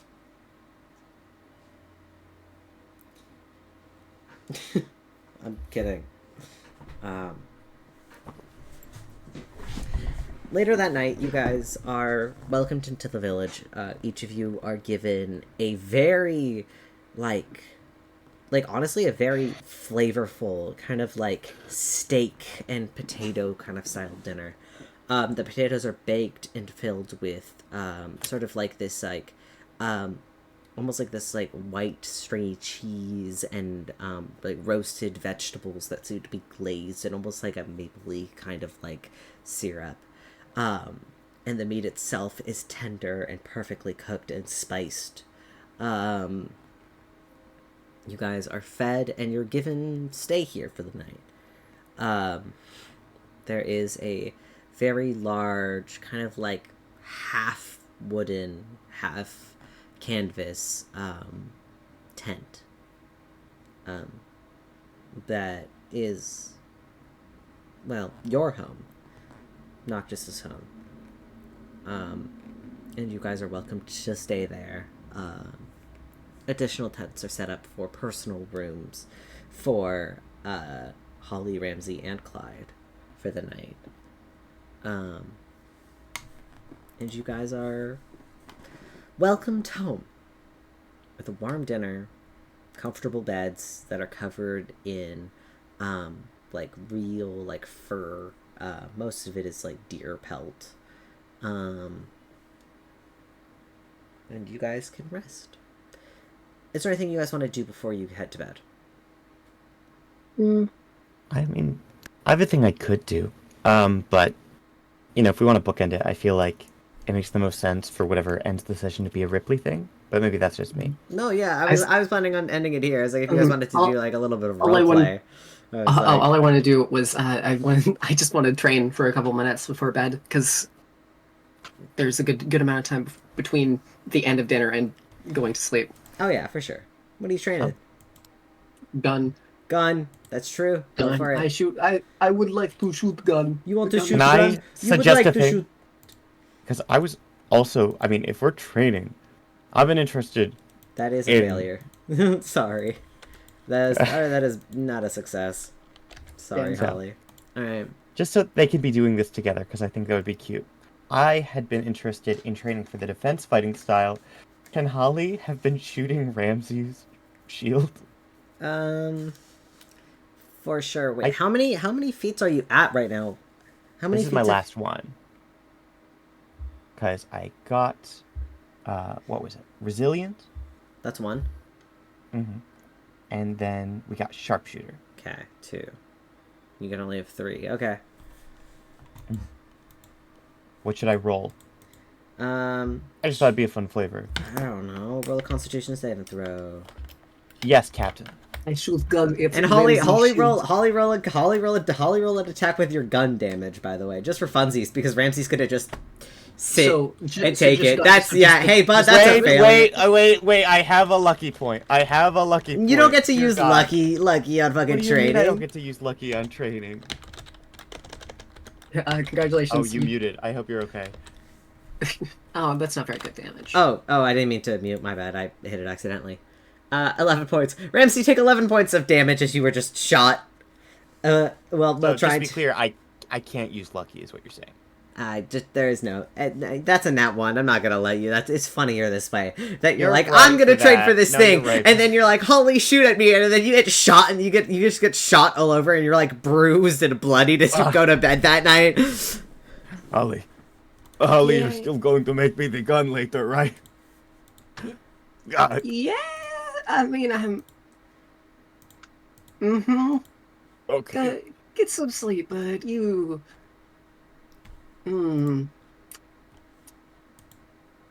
Ramsey was gonna do the gay dramatic thing and call Felix to let him know that Ripley's okay. But I think between the blood loss and how sour that conversation ended,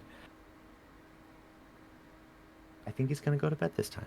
You go to bed, and everybody goes to bed, and your Mm-hmm. bellies are full. You're a little bit bruised up. And you guys, you will awake for your adventure into Woof next week. Ramsey, by the way, if you didn't already have it in your Ramsey system, had you got Quinn's number, hella maybe that fucking would be blood easier. tinge in there.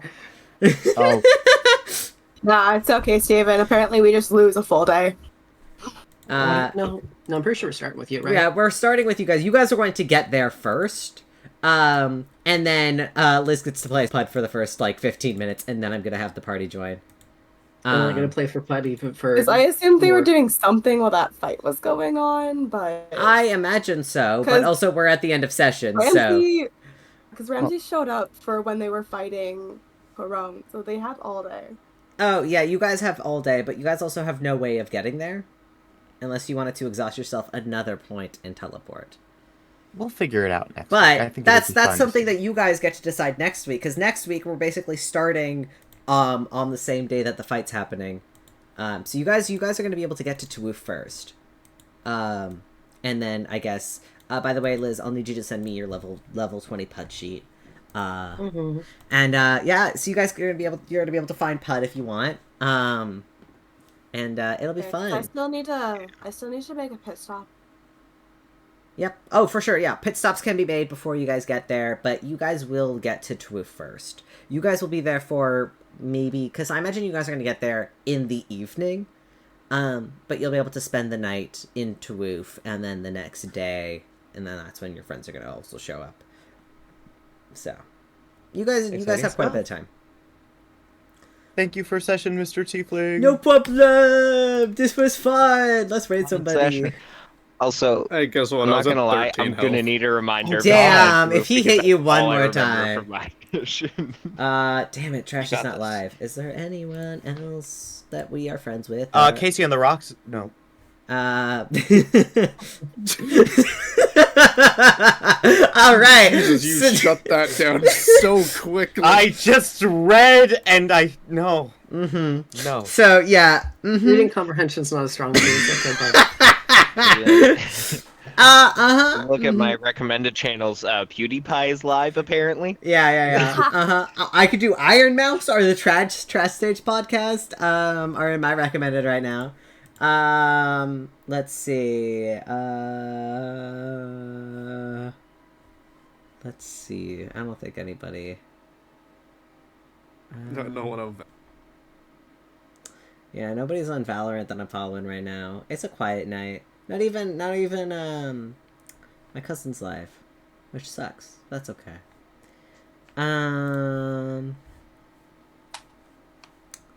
Alrighty.